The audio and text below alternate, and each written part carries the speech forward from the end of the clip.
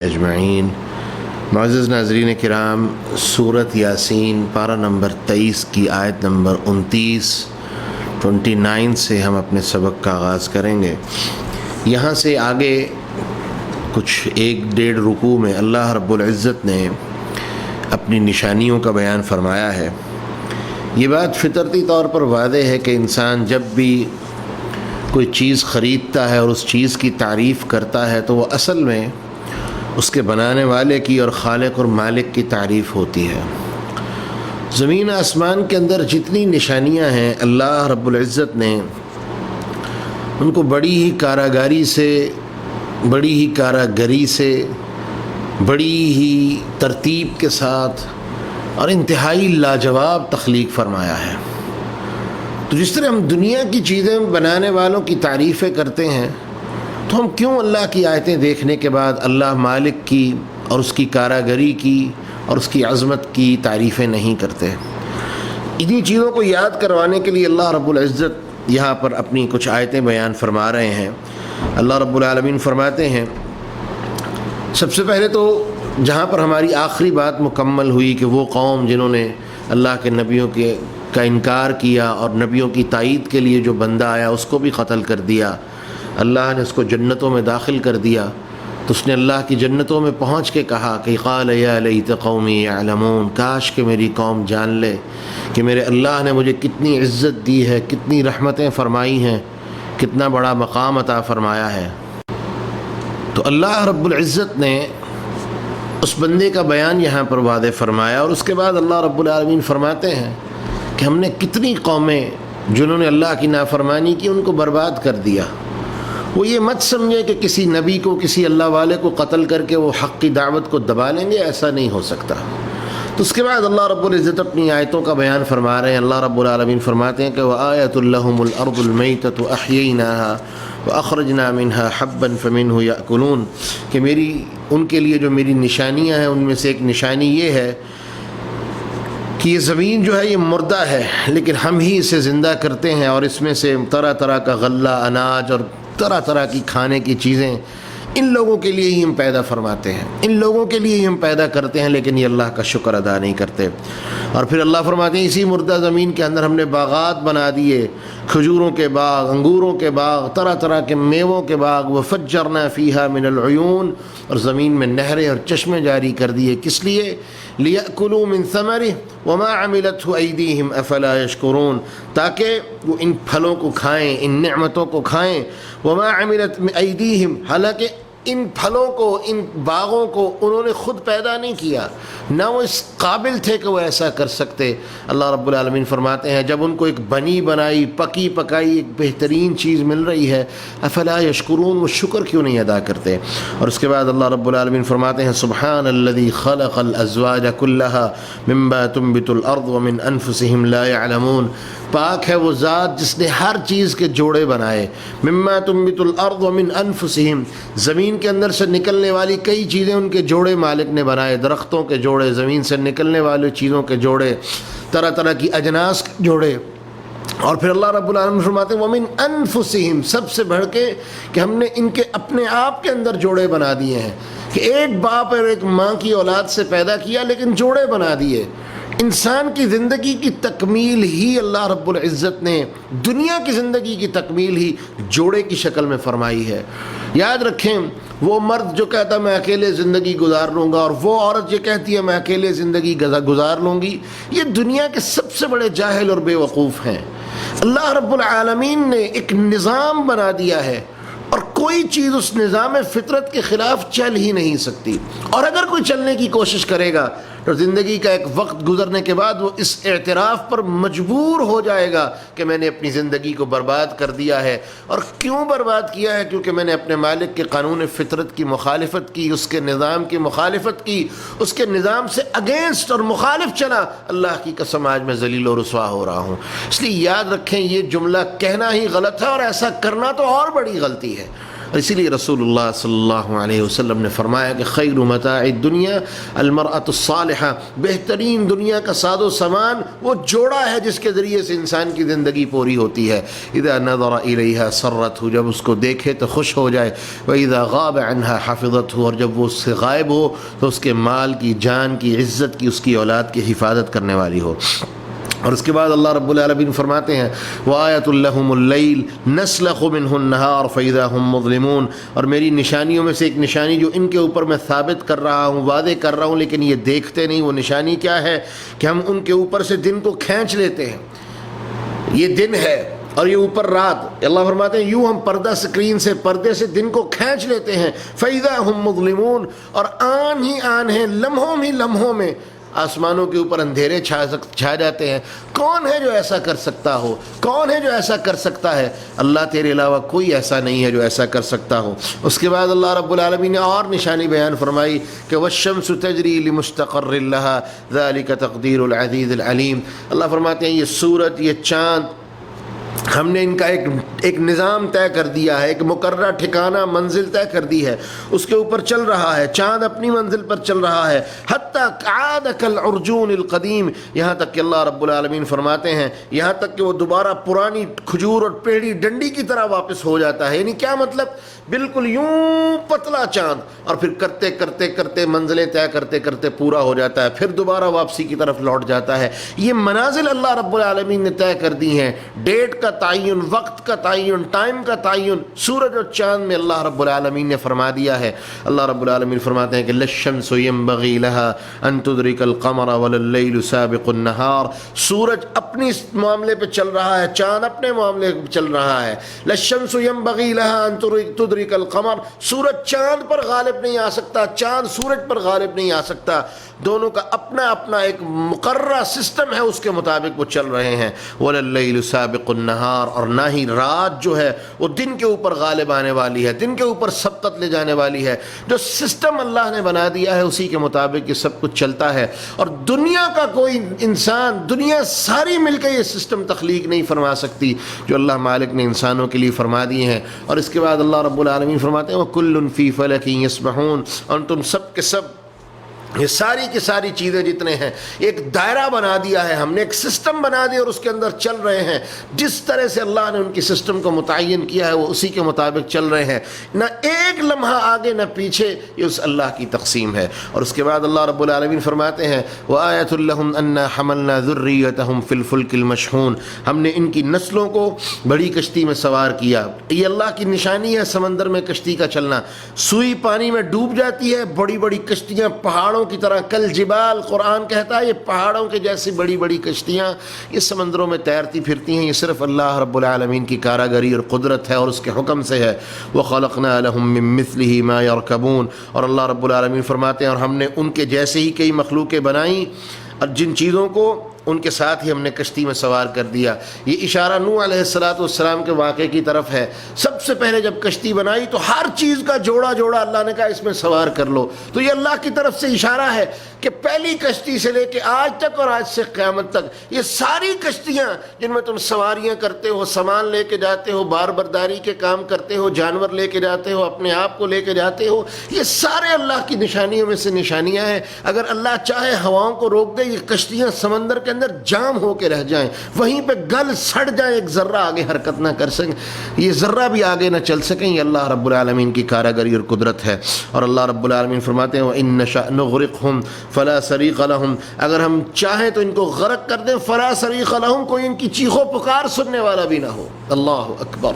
آج کے جدید سائنسی دور میں بھی ایسا دیکھا گیا ہے کہ سمندروں میں جب جہاز غرق ہوتے ہیں تو پوری دنیا سے جب تک ان تک مدد پہنچتی ہے سب کچھ کوئی نام و نشان تک باقی نہیں رہتا، سب کچھ ملیا میٹ ہو چکا ہوتا ہے۔ اللہ رب العالمین فرماتے ہیں ہم چاہتے تو ان کو غرق کر دیتے، کوئی ان کا نام و نشان لینے باقی نہ رہتا، کوئی چیخ و پکار سننے والا نہ ہوتا، لیکن ہم ان کو زندگی کے ان معاملوں میں آگے چلاتے ہیں اور اپنی رحمت سے آگے چلاتے ہیں۔ وَلَا هُمْ يُنْقَذُونَ، اور نہ ہی وہ بچائے جاتے، إِلَّا رَحْمَةً مِنَّا، اللہ فرماتے ہیں یہ سب کا سب ہماری رحمتوں سے ہو رہا ہے، انسان کی کوئی کاراگری نہیں۔ ایک اور نشانی اللہ رب العالمین نے بیان فرمائی وَإِذَا قِيلَ لَهُمُ اتَّقُوا اتقوا ما بین ایدیکم وما خلفکم لعلکم ترحمون. تو ان نشانیوں کو بھی بیان کرنے کے بعد اللہ رب العالمین فرماتے ہیں وَإِذَا قِيلَ لَهُمُ اتَّقُوا مَا بَيْنَ أَيْدِيكُمْ وَمَا خَلْفَكُمْ لَعَلَّكُمْ تُرْحَمُونَ. جو تمہارے آگے ہے، جو تمہارے پیچھے ہے، یہ سب کچھ جو ہے ان کے اوپر غور و فکر کرو، ان سے بچو، تقوی اختیار کرو. تو وہ کیا کہتے ہیں؟ وَمَا تَأْتِيهِم مِّنْ آيَةٍ مِّنْ آيَاتِ رَبِّهِمْ إِلَّا كَانُوا عَنْهَا مُعْرِضِينَ. اللہ فرماتے ہیں کہ جب بھی ان کے پاس کوئی نشانی آتی، کوئی آیت آتی، بجائے اس کے کہ وہ اللہ کے حکم پر عمل کرتے، اپنے آپ کو بچاتے، غور و فکر کرتے، اللہ ان پر رحم کرتا، وہ ایسا نہیں کرتے تھے بلکہ اللہ کی نشانیوں سے منہ موڑ لیتے تھے. اور ایسا کیوں کرتے تھے؟ کیونکہ اللہ رب العالمین نے ان کے بارے میں فیصلے فرما دیے تھے. اس کے بعد اللہ رب العزت نے سورہ مبارکہ میں قیامت کے دن کے کچھ منظر بیان کیے ہیں. مشرکین مکہ اصل میں قیامت کے بارے میں بڑی باتیں کرتے تھے، انکار کرتے تھے، اور وہ اس بات کو انتہائی تعجب اور مضحکہ خیز سمجھتے تھے کہ ہم مر جانے کے بعد جب مٹی کے ساتھ مٹی ہو جائیں گے تو کیا اللہ ہمیں دوبارہ زندہ کرے گا؟ یہ کیسے ممکن ہے؟ تو اللہ رب العالمین نے اپنی قدرت کاملہ، اپنی ذات کا تعارف ان کو کروانے کے لیے پہلے یہ نشانیاں بیان کی کہ دیکھو یہ اتنی بڑی کائنات، اس کے اندر یہ ساری نشانیاں، یہ میری قدرت کاملہ ہے، اور ان چیزوں کو ماننا قطعاً عقل سے بعید نہیں، لیکن اگر تم غور و فکر کرنے والے ہو تبھی تمہاری عقل میں یہ باتیں آ سکتی ہیں کہ اللہ رب العالمین ان نشانیوں کو دکھانے کے بعد اگر وہ تمہیں کہہ رہا ہے میں تمہیں دوبارہ زندہ کروں گا، تو اس اللہ کے لیے کچھ بھی ناممکن نہیں، وہ کچھ بھی کر سکتا ہے. لیکن کوئی انسان بھی اپنی آزادی کو کھونا نہیں چاہتا. وہ کیا کہتا ہے؟ اسی لیے وہ قیامت کو نہیں مانتا، کیونکہ دنیا کے اندر وہ مادر پدر آزاد خود کو سمجھتا ہے. اسی لیے وہ قیامت کے دن کی حقیقت کو تسلیم کرنے کے لیے تیار نہیں ہے کہ قیامت کا دن ہوگا، وہاں مجھ سے حساب کتاب پوچھ گیچھ ہوگی. یہ میں چیز مانتا ہی نہیں ہوں. اور اگر وہ مان لے تو دنیا کی اس کی آزادی چلی جاتی ہے. اور کامیابی بھی اسی میں ہے کہ دنیا کے اندر وہ اپنے آپ کو قید میں تصور کرے، اور اس امید کے ساتھ اس قید کے اندر میں انتہائی محتاط زندگی گزار کے جب اپنے اللہ کے پاس جاؤں گا تو کامیاب ہو جاؤں گا. اس لیے انبیاء علیہ الصلوۃ والسلام جب ان سے قیامت کی باتیں کرتے تو وہ ان کو ماننے سے نہ صرف کہ انکار کرتے بلکہ ان کو چیلنج کرتے کہ قیامت لا کے دکھاؤ، یہ مردے مر گئے ان کو اٹھا کے دکھاؤ، تب بتاؤ قیامت کیسے آئے گی. تو اللہ رب العالمین نے اپنی کچھ نشانیوں کے ذریعے سے وعدہ کیا کہ قیامت کیسے آئے گی. اللہ رب العالمین فرماتے ہیں وَيَقُولُونَ مَتَىٰ هَٰذَا الْوَعْدُ إِن كُنتُمْ صَادِقِينَ. یہ آپ سے کہتے ہیں بتاؤ یہ قیامت کب آئے گی اگر آپ سچے ہیں. تو آپ ان کو بتا دیں کہ مَا يَنظُرُونَ إِلَّا صَيْحَةً وَاحِدَةً تَأْخُذُهُمْ وَهُمْ يَخِصِّمُونَ. تو یاد رکھیں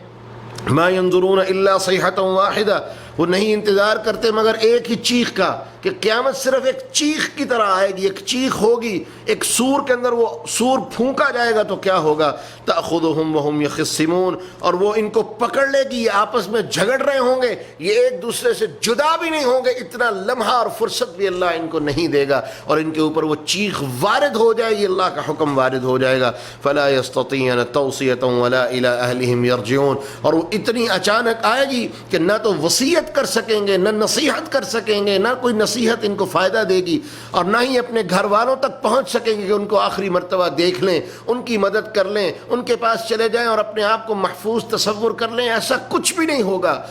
آن ہی آن میں آئے گی اور کوئی موقع ان کو نہیں ملے گا. تو یہ قیامت کا پہلا مرحلہ کہ لوگ اپنے اپنے کاموں میں مصروف ہوں گے، اپنی زندگی کی، ان کی زندگی کی دوڑ چل رہی ہوگی کہ میرے رب کا حکم آئے گا، فرشتہ سور پھونکے گا، پوری کائنات تباہ و برباد ہو جائے گی. اور رسول اللہ صلی اللہ علیہ وسلم فرماتے ہیں وہ اسرافیل جس کے منہ میں یہ سور ہے وہ بالکل الرٹ کھڑا ہے، وہ فرشتہ بالکل الرٹ کھڑا ہے، وہ اپنی آنکھ کو بھی، پلک کو بھی نہیں جھپکنے دیتا کہ کہیں اس پلک جھپکنے کے عرصے میں میرے مالک کا حکم آ جائے اور معمولی سی تاخیر بھی میرے مالک کے حکم میں اور اس کی اطاعت میں، اس کے حکم کی اطاعت کرنے میں ہو جائے. وہ اپنے منہ میں سور لے کے کھڑا ہے، بالکل الرٹ اور تیار کہ جب میرا مالک حکم دے گا میں سور پھونک دوں گا. اور وہ اتنا اچانک آئے گا کہ لوگ اپنے کاموں میں مصروف ہوں گے، میرے اللہ کا حکم آئے گا اور یہ سب کے سب پوری کی پوری کائنات تباہ و برباد ہو جائے گی. اور اس کے بعد اللہ رب العالمین جب حساب کتاب کا فیصلہ فرمائیں گے تو اللہ رب العالمین فرماتے ہیں اسی فرشتے کو ہم دوبارہ حکم دیں گے اور یہ اپنی قبروں سے، اپنے مرقد سے، اپنی جہاں جہاں وہ مرے ہوں گے، دفن ہوں گے، پڑے ہوں گے، جہاں جہاں ان کے جسموں کا کوئی نہ کوئی حصہ کسی نہ کسی شکل میں ہوگا، وہ اللہ رب العالمین کے حکم سے دوبارہ مالک ان کو زندہ کرے گا، جس طرح انسان نیند سے بیدار ہوتا ہے اور پھر سب کے سب لوگوں کو اللہ میدان محشر میں جمع کرے گا۔ اور ان کے بارے میں اللہ قرآن مجید میں فرماتے ہیں فَإِذَا وَنُفِخَ فِي الصُّورِ فَإِذَا هُم مِّنَ الْأَجْدَاثِ إِلَىٰ رَبِّهِمْ يَنسِلُونَ، جب سور پھونکا جائے گا تو وہ اپنی قبروں سے نکل کر تیزی کے ساتھ اپنے رب کی طرف دوڑ رہے ہوں گے۔ قالوا یا ویلنا من بعثنا من مرقدنا هذا ما وعد الرحمن وصدق المرسلون، وہ کہیں گے افسوس، بربادی، تباہی، من مرقدنا هذا، من بعثنا من مرقدنا هذا، کس نے ہمارے مرقد سے، ہمارے مرنے کی جگہ سے، ہمارے سونے کی جگہ سے ہمیں جگا دیا؟ اور پھر ان کو اچانک یہ آئے گا هذا ما وعد الرحمن، یہ وہی وعدہ ہے جو اللہ نے ہم سے کیا تھا، وصدق المرسلون، اور تب کہیں گے نبی سچ کہنے والے تھے، لیکن اس وقت کا اعتراف ان کے کسی کام نہیں آ سکے گا۔ یعنی جب وہ اٹھ جائیں گے، اپنی آنکھوں سے اس حقیقت کو دیکھ لیں گے، وہ مانیں گے، ایمان لانے کا اعلان کریں گے، ایمان لانے کے اور اعتراف کی باتیں کریں گے، اور اللہ ان کو کسی طرح کا کوئی فائدہ نہیں دیں گے۔ اور اس کے بعد اللہ رب العزت نے اس سورہ مبارکہ میں جنت اور جہنم کے دو مناظر دکھائے کہ جنتی کس طرح کے معاملات میں ہوں گے اور جہنمی کس طرح کے معاملات میں ہوں گے۔ اللہ رب العالمین فرماتے ہیں جو میری فرما برداری کرنے والے لوگ ہوں گے، ان اصحاب الجنت اليوم فی شغل فاقہون، اصحاب جنت جو ہیں وہ ایک شغل میں، ایک کام میں، اپنی زندگی میں خوش ہوں گے۔ ہم وازواجہم فی ظلال، وہ اور ان کی بیویاں گھنے سایوں میں بیٹھے ہوں گے۔ علی الارائک متقیون، تکیوں کے اوپر، مسندوں کے اوپر، تکیوں کے اوپر ٹیکے لگا کے بیٹھے ہوں گے۔ لہم فیہا فاکہۃ ولہم ما یدعون، ان کے لیے پھل ہوں گے، میوے ہوں گے، ما یدعون، جو وہ طلب کریں گے، جو وہ خواہش کریں گے۔ قرآن کہتا ہے وَلَکُمْ فِیہا مَا تَشْتَہِی أَنفُسُکُمْ، جو تمہارے نفس چاہیں گے، خواہش کریں گے، تمنا کریں گے۔ حالانکہ دنیا کی زندگی میں کوئی خواہش پوری نہیں ہوتی، جنت میں اللہ ہر خواہش کو بھی پورا کر دے گا، اور اس طرح پورا کرے گا کہ وہ خواہش صرف دل میں پنپے گی، دل میں پنپ رہی ہوگی، زبان تک آنے کی توفیق بھی نہیں ملے گی، زبان تک آنے کا وقت بھی اللہ نہیں دے گا، وہ دل میں خواہش پنپی وہ فوراً اس کے سامنے پوری ہوگی۔ اور کیوں نہ ہو تو مالک راضی ہی اتنا ہو جائے گا کہ تم نے دنیا کی زندگی میری مرضی سے گزاری ہے، اب تمہارا حق ہے، میں اللہ تمہیں یہ حق دیتا ہوں کہ جنت میں جس طرح تم چاہو گے میں تمہیں عطا کروں گا۔ اور اس کے بعد اللہ رب العالمین فرماتے ہیں ان کے لیے جنت میں سب سے بڑی نعمت یہ ہوگی کہ سلام قولا من رب الرحیم، ان اہل جنت پر اللہ رب العالمین اپنی سلامتی کرے گا اور سلامتی کے معاملے فرمائے گا۔ اور ساتھ ہی اللہ رب العزت نے جہنمیوں کی اور نافرمانوں کی بھی بات فرما دی تاکہ دونوں تصویریں واضح ہو جائیں۔ اللہ فرماتے ہیں وَامْتَازُوا الْيَوْمَ أَيُّهَا الْمُجْرِمُونَ، ہم اعلان کر دیں گے اور مجرموں، نافرمانوں، اللہ کی معصیت اور نافرمانی کرنے والے سائڈ پہ ہو جاؤ۔ أَلَمْ أَعْهَدْ إِلَيْكُمْ يَا بَنِي آدَمَ أَلَّا تَعْبُدُوا الشَّيْطَانَ، اے آدم کی اولاد میں نے تم سے وعدہ نہیں لیا تھا، تم سے پکا وعدہ لیا تھا، تم نے کہا تھا پکا وعدہ کر کے جا رہے ہیں، میں نے وعدہ لیا تھا کہ شیطان کی پوجا نہ کرنا، اس کی عبادت نہ کرنا، اس کے پیچھے نہ چلنا۔ انہ لکم عدو مبین، تمہارا کھلا دشمن ہے۔ وان اعبدونی ھذا صراط مستقیم، اور میں نے تم سے وعدہ لیا تھا یہ میرا سیدھا رستہ، اس پر چلنا اور میری عبادت کرنا۔ ولقد اضل منکم جبلا کثیرا افلم تکونوا تعقلون، اللہ رب العالمین فرماتے ہیں کہ بلا شبہ اور یقیناً اس نے تم میں سے بہت ساری مخلوق کو گمراہ کر دیا، تم گمراہی کے مواقع اسے دیتے رہے، وہ تمہیں گمراہ کرتا رہا۔ هذه جہنم التي كنتم توعدون، اور اب وہ وہاں چیخیں گے، چلائیں گے، معافیاں مانگیں گے، اعتراف کریں گے، اللہ ایک موقع دے دے، دوبارہ نہیں بھیج دے، نہیں کریں گے، جو تو کہے گا وہ کریں گے۔ اللہ کہیں گے هذه جہنم التي كنتم توعدون، میں نے تم سے دنیا میں بات کی تھی یہ کام نہ کرنا، وعدہ لیا تھا، تم نے وعدہ توڑ دیا، اب یہ جہنم ہے جس کے بارے میں نے تمہیں کہا تھا یہ کرو گے تو جہنم میں پھینکوں گا، یہ ہے تمہارا وعدہ، یہ ہے تمہارا ٹھکانہ۔ اصلوها اليوم بما كنتم تکفرون، اور اللہ رب العالمین فرماتے ہیں کہ ان کو اس میں داخل کر دیا جائے گا اس وجہ سے بما کنتم تکفرون، جو وہ اللہ کی نافرمانیاں کرتے تھے۔ اور اگر وہ جھوٹ بولنے کی کوشش کریں گے، عذر پیش کریں گے، تو اللہ رب العالمین فرماتے ہیں کہ الیوم نختم علی افواہہم، ان کے منہوں پر مہریں لگا دیں گے، وتکلمنا ایدیہم، ہاتھ بول کے بتائیں گے۔ جو بندہ جھوٹ بول کے وہاں پر عذر پیش کر کے جان چھڑوانے کی کوشش کرے گا، اللہ اس کے منہ پر مہر لگا کے اس کے ہاتھوں کو بلوائیں گے، اس کے پیر بولیں گے، وہ گواہی دیں گے جو وہ دنیا میں کرتا رہا ہے، اور پھر وہ بندہ چیخے گا اور چلائے گا اور کہے گا کہ میں تمہیں جہنم سے بچانے کے لیے تو جھوٹ بول رہا تھا، تم نے ہی میرے خلاف گواہیاں دے دی۔ اور وہ کہیں گے کہ ہم کیوں گواہیاں نہ دیتے، ہمارے خالق اور مالک نے ہمیں حکم دیا تھا، اور ہمارے ذمہ لازم تھا کہ جب ہمارا مالک ہمیں حکم دے دے، ہم اس کے حکم کو مانیں اور گواہیاں دیں۔ تو جنتیوں اور جہنم کا یہ منظر واضح کرنے کے بعد اللہ رب العالمین انسان کو پھر اپنی کچھ نعمتیں یاد کروا رہے ہیں، اور اس کے جواب میں جو انسان کا طرز عمل ہے ناشکری ہے، اللہ رب العالمین وہ بھی بیان فرما رہے ہیں۔ اللہ رب العالمین فرماتے ہیں اولم یروا انا خلقنا لهم مما عملت ایدینا انعاما فهم لها مالکون، کیا انہوں نے نہیں دیکھا کہ ہم نے ان چیزوں میں سے جنہیں ہمارے ہاتھوں نے بنایا ہے ان کے لیے مویشی پیدا کیے۔ اللہ رب العالمین فرماتے ہیں پھر وہ ان کے مالک ہیں۔ یہ مویشی جانور جو ہم نے پیدا کیے ہیں، اللہ فرماتے ہیں ہم ان کو ان کا مالک بنا دیتے ہیں، لیکن یہ کیا کرتے ہیں؟ وَذَلَّلْنَاهَا لَهُمْ فَمِنْهَا رَكُوبُهُمْ وَمِنْهَا يَأْكُلُونَ، ہم نے ان مویشیوں کو ان کے تابع کر دیا، ان کے اوپر وہ سواری کرتے ہیں، انہی کی سواری سے وہ ان کو بعض میں سے کماتے اور کھاتے ہیں، سارے معاملات کرتے ہیں۔ وَلَهُمْ فِيهَا مَنَافِعُ وَمَشَارِبُ، ان کے اندر سے ان کے لیے فائدے ہیں، ان کے پینے کا سامان ہے، دودھ ہے۔ أَفَلَا يَشْكُرُونَ، یہ سارا کچھ اللہ رب العالمین فرماتے ہیں ہم نے انسان کے لیے کیا، اس کو عطا کیا، یہ شکر کیوں نہیں کرتا؟ اور پھر ظلم سے اور بڑا ظلم یہ کہ وَاتَّخَذُوا مِن دُونِ اللَّهِ آلِهَةً لَعَلَّهُمْ يُنصَرُونَ، اللہ کو چھوڑ کے جھوٹے معبود بنا لیتا ہے تاکہ وہ اس کی مدد کر سکیں۔ لا يستطيعون نصرهم، اللہ فرماتے ہیں سن لو، یہ اعلان ہے، واضح اعلان ہے، لا يستطيعون نصرهم، وہ ان کی مدد نہیں کر سکیں گے، نہ مدد کی طاقت رکھیں گے۔ وَهُمْ لَهُمْ جُنْدٌ مُحْضَرُونَ، اور اللہ رب العالمین فرماتے ہیں یہ وہ لشکر ہیں، یہ وہ قومیں ہیں، مخلوقیں ہیں جن کو میں نے پیدا کیا ہے، یہ بھی میرے سامنے، جن کو تم میرے ساتھ معبود بناتے ہو، میرے سامنے کھڑے ہوں گے، میں ان سے حساب لوں گا، کتاب لوں گا، جواب لوں گا، ان کو بھی تمہاری طرح جواب دینا ہوگا۔ اور اللہ رب العالمین مزید فرماتے ہیں کہ انسان اور بھی ذرا اپنے آپ کی طرف دیکھ، اولم یر الانسان انا خلقناہ من نطفہ، ہم نے تمہیں ایک نطفے سے پیدا کیا، فاذا هو خصیم مبین، اور تم بہت جھگڑا کرنے والے، اللہ کی نافرمانی کرنے والے ہو۔ وضرب لنا مثلا ونسی خلقہ، اللہ رب العالمین نے ہمارے لیے ایک مثال بیان کی۔ اللہ رب العالمین فرماتے ہیں کہ ہم نے تمہیں مثال دے کے سمجھایا لیکن تم اپنی تخلیق کو بھول گئے۔ اللہ رب العالمین فرماتے ہیں انسان نے ایک ہڈی لی، قال من یحیی العظام، اللہ نے ایک مثال دے کے سمجھایا کہ انسان ایک ہڈی اپنے ہاتھ میں پکڑتا ہے اور اس کو بسیدہ ہو جانے کے بعد یوں اپنے ہاتھ میں پاؤڈر کی طرح مسل کے اڑا دیتا ہے۔ قال من یحیی العظام وہی رمیم، اس ہڈی کو جو بسیدہ ہو چکی ہے، جس کو میں نے پاؤڈر بنا کے ہواؤں میں اڑا دیا ہے۔ اور مفسرین نے لکھا ہے ایک مشرک آیا تھا اللہ کے رسول کے پاس اور اس نے یہی کام کیا تھا کہ ہڈی کو مسل کے بورا بنا کے ہوا میں اڑا دیا اور پھر کہنے لگا من یحیی العظام وہی رمیم، اس بسیدہ ہڈی کو کون زندہ کرے گا؟ تو اللہ نے جواب دیا قل یحییھا الذی انشاها اول مرہ، اس اللہ نے اس ہڈی کو پہلی دفعہ بنایا تھا جب اس کا وجود بھی نہیں تھا، وہی اللہ اس کو دوبارہ پیدا کرے گا۔ اب تو اس کا وجود موجود ہے، اس کا پاؤڈر موجود ہے، اس کی نشانیاں موجود ہیں، باقیات موجود ہیں، اللہ ان سے پیدا کرنے کے لیے اندر زیادہ آسانی والا معاملہ ہے اللہ کہ اللہ ان کو دوبارہ پیدا کر سکے، بجائے اس کے کہ اللہ نے اس وقت اس کو پیدا کیا جب اس کا کوئی نام و نشان نہیں تھا۔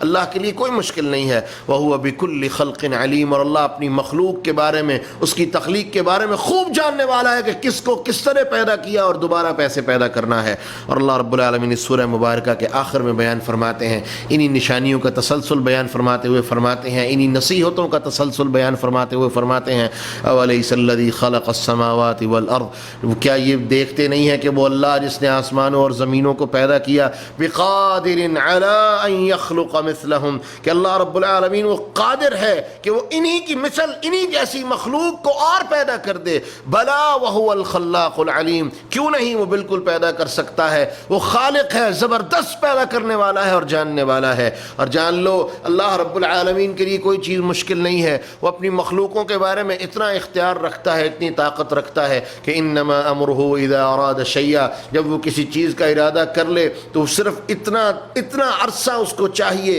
اتنی دیر چاہیے، اذا اراد شیئا، وہ حکم دیتا ہے کن ہو جا فیکون، وہ ہو جاتی ہے، کیونکہ ہر چیز اس کی مخلوق ہے اور خالق کا حق یہ ہے کہ وہ مخلوق کو حکم دے اور وہ فوراً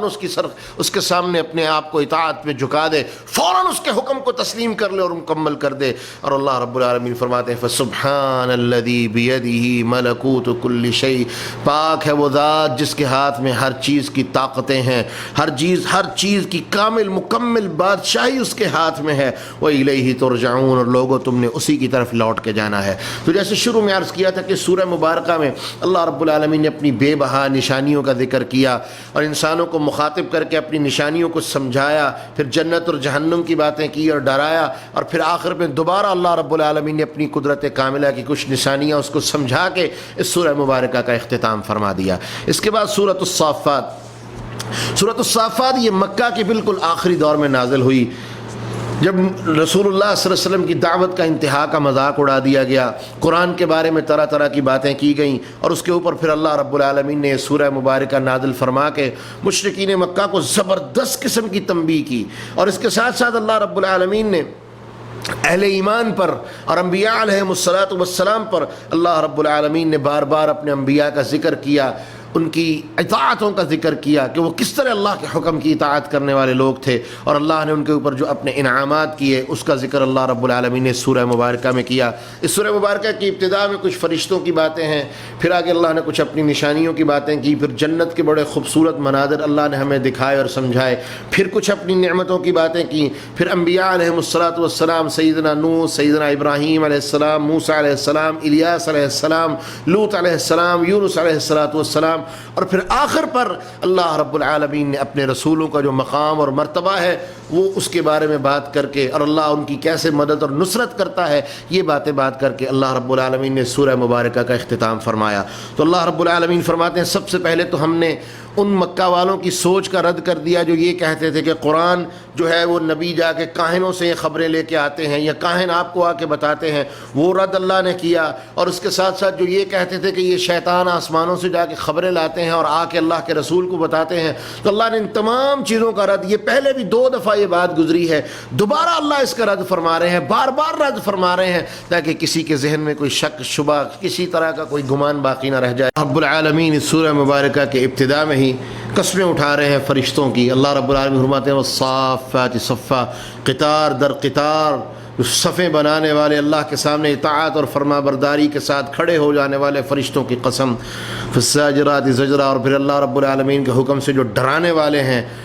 ان کی قسم، فالتالیات ذکرا، اور اللہ رب العالمین فرماتے ہیں ان کی قسم جو ذکر کو لانے والے اور ذکر سنانے والے اور ذکر کے محافظ فرشتے ہیں، ان کی قسم۔ کیا مطلب کہ اللہ ان فرشتوں کی قسمیں اس لیے اٹھا رہا ہے کہ یہ فرشتے ہی ہیں جنہوں نے اللہ رب العالمین کی اس امانت کو اپنے رسول صلی اللہ علیہ وسلم تک اور انسانوں تک منتقل کیا ہے۔ تو اللہ رب العالمین بیان فرماتے ہیں اس کے بعد اللہ رب العالمین نے اس بات کا بھی رد کر دیا کہ انا زینا السماء الدنیا بزینۃ الکواکب وحفظا من کل شیطان مارد، یہ آسمان جو ہے ہم نے اس کو ستاروں کے ساتھ خوبصورت کر دیا ہے۔ تو مقصد کیا ہے کہ وہ شیطان، سرکش شیطان جو آسمانوں پر چڑھ کے آسمانوں کی خبریں لینے کی کوشش کرتے ہیں، اللہ نے آسمانوں کو ان سے محفوظ فرما دیا ہے۔ اور اللہ رب العالمین فرماتے ہیں لا يسمعون الى الملأ الاعلى ويقذفون من كل جانب، اور یہ اوپر کی طرف اٹھتے ہیں، جا کے مجلس میں کان لگاتے ہیں، اوپر کی باتیں سننے کی کوشش کرتے ہیں، وَيَقْذَفُونَ مِن كُلِّ جانب، اور اللہ رب العالمین فرماتے ہیں یہ ہر آسمان کے کونوں سے جا کے خبریں لینے کی، قذف یعنی چھپ کے نقب زنی کرنے کی کوشش کرتے ہیں۔ اللہ رب العالمین فرماتے ہیں دحورا وَلَهُمْ عَذَابٌ وَاصِبٌ، اور اللہ رب العالمین فرماتے ہیں کہ ان کے لیے بھگایا دینے کے لیے ہم ان کو بھگا دیتے ہیں، وَلَهُمْ عَذَابٌ وَاصِبٌ، اور ان کے لیے ہمیشہ رہنے والا سخت قسم کا عذاب ہے۔ کیسے؟ إِلَّا مَنْ خَطِفَ الْخَطْفَ، اللہ رب العالمین فرماتے ہیں کہ آسمان کو ہم نے فرشتوں کے ذریعے سے بالکل سیکیور کر دیا ہے، لیکن اگر پھر بھی وہ کسی کونے کھدرے سے کوئی بات لے لیں فَأَتْبَعَهُ شِهَابٌ ثَاقِبٌ، تو اللہ رب العالمین فرماتے ہیں کہ شہاب ثاقب، واد شعلہ ان کی پیچھے لگتا ہے اور ان کو جلا کے راکھ کر دیتا ہے۔ یہ باتیں پہلے گزر چکی ہیں۔ یعنی اللہ رب العالمین فرماتے ہیں کہ سب سے پہلے وہ فرشتے جو قرآن لانے والے ہیں وہ اللہ کے بڑے مقرب اور خاص فرشتے ہیں، وہی لے کے آئے ہیں، اور اس کے بعد آسمانوں پر شیطانوں کا، جنوں کا داخلہ بند ہے، وہ آسمانوں پر نہیں جا سکتے۔ اسی لیے اللہ رب العالمین نے وہ تمام کے تمام عقائد جو مشرکین مکہ کہتے تھے کہ کاہن آتے ہیں، شیطان آتے ہیں وغیرہ وغیرہ، ان ساری باتوں کا رد کر دیا کہ تم جھوٹ بولتے ہو، یہ فرشتہ مقرب فرشتہ ہے جو قرآن لانے والا ہے، اللہ ان کی قسمیں اٹھا رہا ہے۔ اور شیطانوں کے بارے میں بھی اللہ نے کہہ دیا کہ آسمان محفوظ ہے، یہ آسمان نہیں جا سکتے۔ اور اس کے بعد اللہ رب العالمین فرماتے ہیں کچھ قیامت کی باتیں کی۔ اللہ رب العالمین فرماتے ہیں وہ لوگ جو آخرت میں دوبارہ زندہ ہونے کا انکار کرتے ہیں کہ ہم دوبارہ زندہ نہیں ہوں گے، کیسے زندہ ہوں گے، اس کا انکار کرتے ہیں، تو اللہ رب العالمین فرماتے ہیں سن لو، تمہارا یہ کہنا کہ ہم مر جائیں گے، مر کے مٹی ہو جائیں گے، گوشت گل چھڑ جائے گا، ہماری ہڈیاں رہ جائیں گی، کیسے ہمیں دوبارہ زندہ کیا جا سکتا ہے؟ تو اللہ رب العالمین نے ان کو جواب دیا کہ اللہ رب العالمین فرماتے ہیں فاستفتہم اہم اشد خلقا ام من خلقنا انا خلقناہم من طین لازب، کہ ان سے پوچھو، یہ سوال کرو کہ یہ پیدا کرنے کے اعتبار سے زیادہ مشکل ہے، یعنی جو مرے ہوئے ہیں ان کو دوبارہ زندہ کرنا زیادہ مشکل ہے، یا وہ جن کو نئے سرے سے ہم نے بنایا یہ زیادہ مشکل ہے؟ انا خلقناہم من طین لازب، ہم نے چپکنے والی مٹی جو سخت قسم کی اور ہاتھوں کے ساتھ چپک جانے والی اور جڑ جانے والی مٹی ہے، گارا ہے، اس سے ان کو پیدا کیا ہے۔ اللہ رب العالمین فرماتے ہیں بل عجبت ویسخرون، اس کے بعد یہ تو تعجب کرتے ہیں اور مذاق کرتے ہیں، تمسخر اڑاتے ہیں، وَإِذَا ذُكِّرُوا لَا يَذْكُرُونَ، جب ان کو اللہ نصیحت کے لیے بلاتے ہیں یہ آنے کے لیے تیار نہیں، وَإِذَا رَأَوْا آيَةً يَسْتَسْخِرُونَ، اللہ کی نشانیاں دیکھتے ہیں تو مذاق اڑاتے ہیں، وَقَالُوا إِنْ هَذَا إِلَّا سِحْرٌ مُبِينٌ، قرآن کو جادو کہتے ہیں، اللہ کی نشانیوں کو جادو کہتے ہیں، اِذَا مِتْنَا وَكُنَّا تُرَابًا وَعِظَامًا أَإِنَّا لَمَبْعُوثُونَ، یہ کہتے ہیں جب مر جائیں گے، مٹی ہو جائیں گے، ہڈیاں رہ جائیں گی، زندہ کیے جائیں گے، ہر چیزوں کو یہ مذاق سمجھتے ہیں اور مذاق اڑاتے ہیں۔ تو ان کو جواب دے دیں أَوْ آبَاؤُنَا الْأَوَّلُونَ، یہ کہتے ہیں کیا ہم اور ہمارے بڑے زندہ کیے جائیں گے؟ کوئی زندہ نہیں ہوگا۔ اللہ رب العالمین فرماتے ہیں ان کو کہتے ہیں قُلْ نَعَمْ، میرے رسول ان کو کہتے ہیں ہاں، وَأَنْتُمْ دَاخِرُونَ، اور یاد رکھو اللہ تمہیں اس وقت بھی اٹھائے گا جب تم ذلیل ہو جانے والے ہوگے، اللہ تمہیں ذلیل اور رسوا کرتے ہوئے اپنے سامنے اکٹھا کرے گا اور تمہیں زندہ کرے گا۔ فَإِنَّمَا هِيَ زَجْرَةٌ وَاحِدَةٌ فَإِذَا هُمْ يَنظُرُونَ، اور اللہ رب العالمین فرماتے ہیں اٹھاؤں گا بھی کیسے؟ ایک سور پھونکا جائے گا، ایک ڈانٹ ہوگی، تمہیں حکم دیا جائے گا اٹھو، تم اٹھ کے فوراً اپنے رب کے سامنے کھڑے ہو جاؤ گے۔ اور اس کے بعد اللہ رب العالمین نے ان لوگوں کے انجام کی بات کی جو رسول اللہ صلی اللہ علیہ وسلم کو ماننے سے انکار کرنے والے لوگ ہیں۔ اللہ رب العالمین بیان فرماتے ہیں الا عبادک المخلصین اولئک لهم رزق معلوم، وہ لوگ جو رسول اللہ صلی اللہ علیہ وسلم کی دعوت کو مانتے ہیں اور جو انکار کرنے والے ہیں، یہ دو گروہ ہیں۔ ایک وہ ہیں جنہوں نے اللہ اور اس کے رسول کی دعوت کو قبول کر لیا، اللہ کے لیے خاص ہو گئے۔ اللہ فرماتے ہیں اولئک لهم رزق معلوم، ان کے لیے ایک معلوم، واضح، جانا پہچانا رزق جنت کی شکل میں ہم نے تیار کر رکھا ہے۔ فواکہ وہم مکرمون، بڑے بڑے باغات ہوں گے، پھل ہوں گے، نعمتیں ہوں گی، اور سب سے بڑھ کے عزت ہوگی۔ اور اللہ رب العالمین فرماتے ہیں فی جنات النعیم، یہ جنت کا پورا منظر اللہ رب العالمین نے بیان فرما دیا کہ وہ کس طرح جنتوں کی نعمتوں میں ہوں گے، پھل کھا رہے ہوں گے، درختوں کے ٹیکے لگا کے بیٹھے ہوں گے، ایک دوسرے سے باتیں کر رہے ہوں گے، اللہ کی حمد و ثنا بیان ہو رہی ہوگی، حوریں ہوں گی، اللہ کی طرف سے خادم ان کی خدمت کے لیے معمور ہوں گے، وہ گھوم رہے ہوں گے، سارے کے سارے لوگ اس طرح سامنے موجود ہوں گے۔ اور ساتھ ہی اللہ رب العالمین نے ان لوگوں کا بھی بیان کر دیا کہ جن لوگوں نے رسول کی دعوت کو ماننے سے انکار کر دیا، کس طرح ذلیل کر کے جہنم کے سپرد کیے جائیں گے، کس طرح جہنم کے اندر ان کو جلایا جائے گا، کس طرح جہنم میں ان کو سزائیں دی جائیں گی۔ اللہ نے ساری باتیں واضح کر دی۔ اور اس کے بعد اللہ رب العزت نے انبیاء علیہم السلام کی خدمات پر ان کو بہترین خراج تحسین پیش کیا۔ ہم یہ جانتے ہیں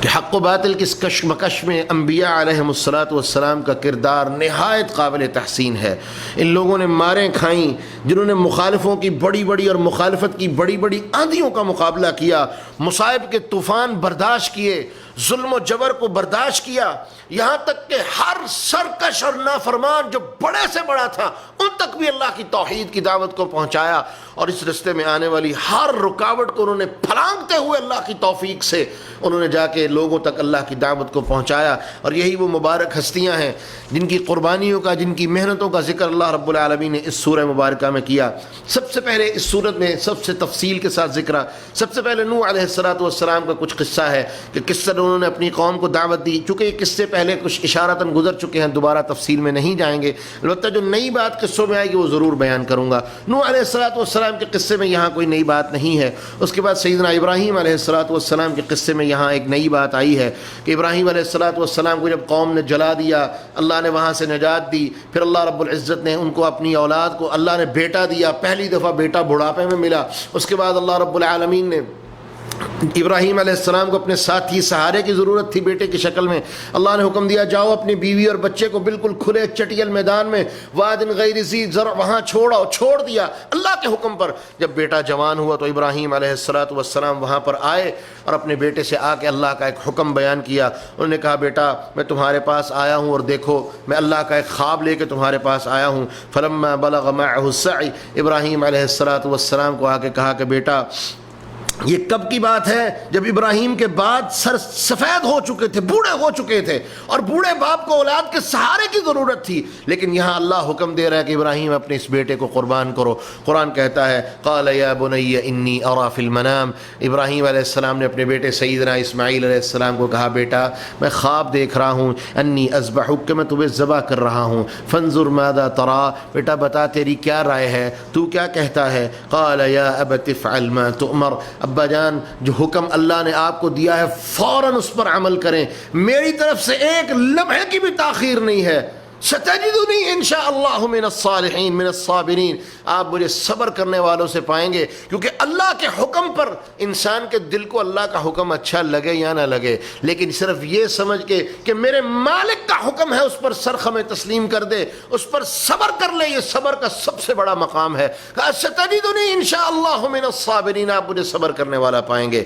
فلما اسلما جب دونوں نے اپنے آپ کو اللہ کے حکم کے سامنے جھکا دیا, وتلہ للجبین اور بیٹے کو جبین کے بل لٹا دیا. اللہ اکبر. اللہ رب العالمین فرماتے ہیں وَنَادَيْنَاهُ أَن يَا إِبْرَاهِيمُ قَدْ صَدَّقْتَ الرُّؤْيَا, اور ہم نے کہا ابراہیم بس کر دے, تو نے اپنے وعدے کو پورا کر دیا, اپنے خواب کو پورا کر دیا, اللہ تجھ سے راضی ہو چکا ہے. اور مفسرین نے ان آیہ مبارکہ کی تفسیر میں دو باتیں نقل کی ہیں. نمبر ایک, نبی کا خواب وحی ہوتا ہے, یہ بات پہلے گزر چکی ہے, لیکن وحی کیسے ہوتا ہے یہ اللہ نے اصول اور دستور بنا دیا ہے کہ نبی جب سوتا ہے اس کی صرف آنکھیں سوتی ہیں, اس کا دل جاگ رہا ہوتا ہے, کیونکہ دل اس لیے جاگتا ہے کہ وہ اللہ مالک جب جس وقت چاہے اس کی طرف وحی کر سکے, اور نبی ہر وقت الرٹ ہو اور تیار ہو کہ میرا مالک میری طرف وحی کرے گا, میرا دل جاگتا رہنا چاہیے تاکہ میرا دل اس وحی کو فوراً قبول کرنے کے لیے تیار ہو. اور دوسری چیز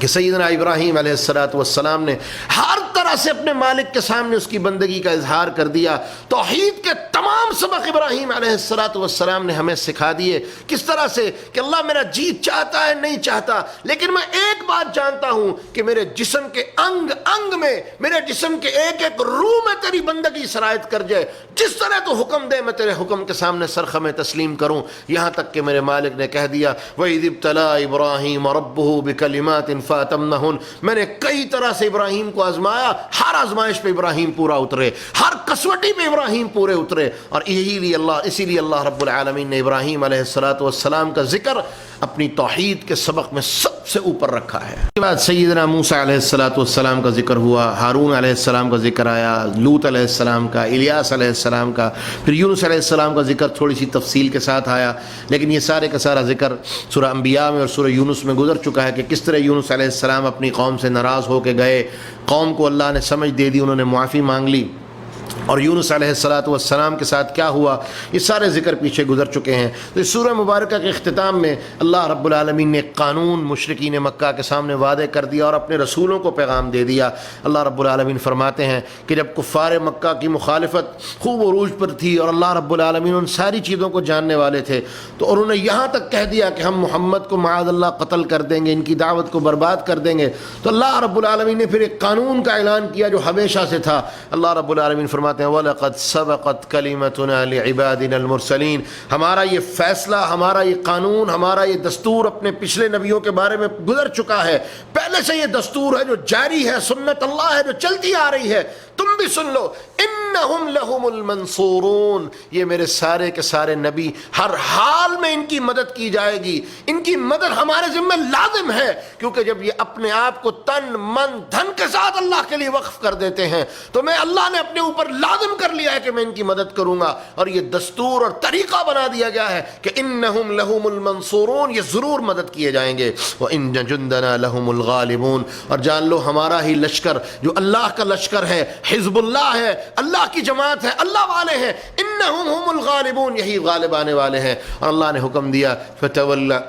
فتول عنہم حتی حین، میرے رسول ایک وقت تک ان سے منہ پھیر لیجئے، وابصرہم فسوف یبصرون، ہم ان کو دکھائیں گے اور یہ دیکھیں گے۔ اور پھر اللہ نے اپنے رسول کی عزت اور فتح اور نصرت جس طرح کائنات کو دکھائی، اور میرے رسول نے جو ان کے ساتھ کیا وہ قیامت تک کے لیے ایک مثال ہے، ایک سبق ہے جس کی مثال نہ پہلے کبھی گزری نہ دوبارہ کہیں ملے گی۔ تو انہی چیزوں پر اللہ رب العالمین نے سورۃ الصافات کا اختتام کیا۔ اس کے بعد ہم اگلی سورۃ الصاد کی طرف بڑھتے ہیں۔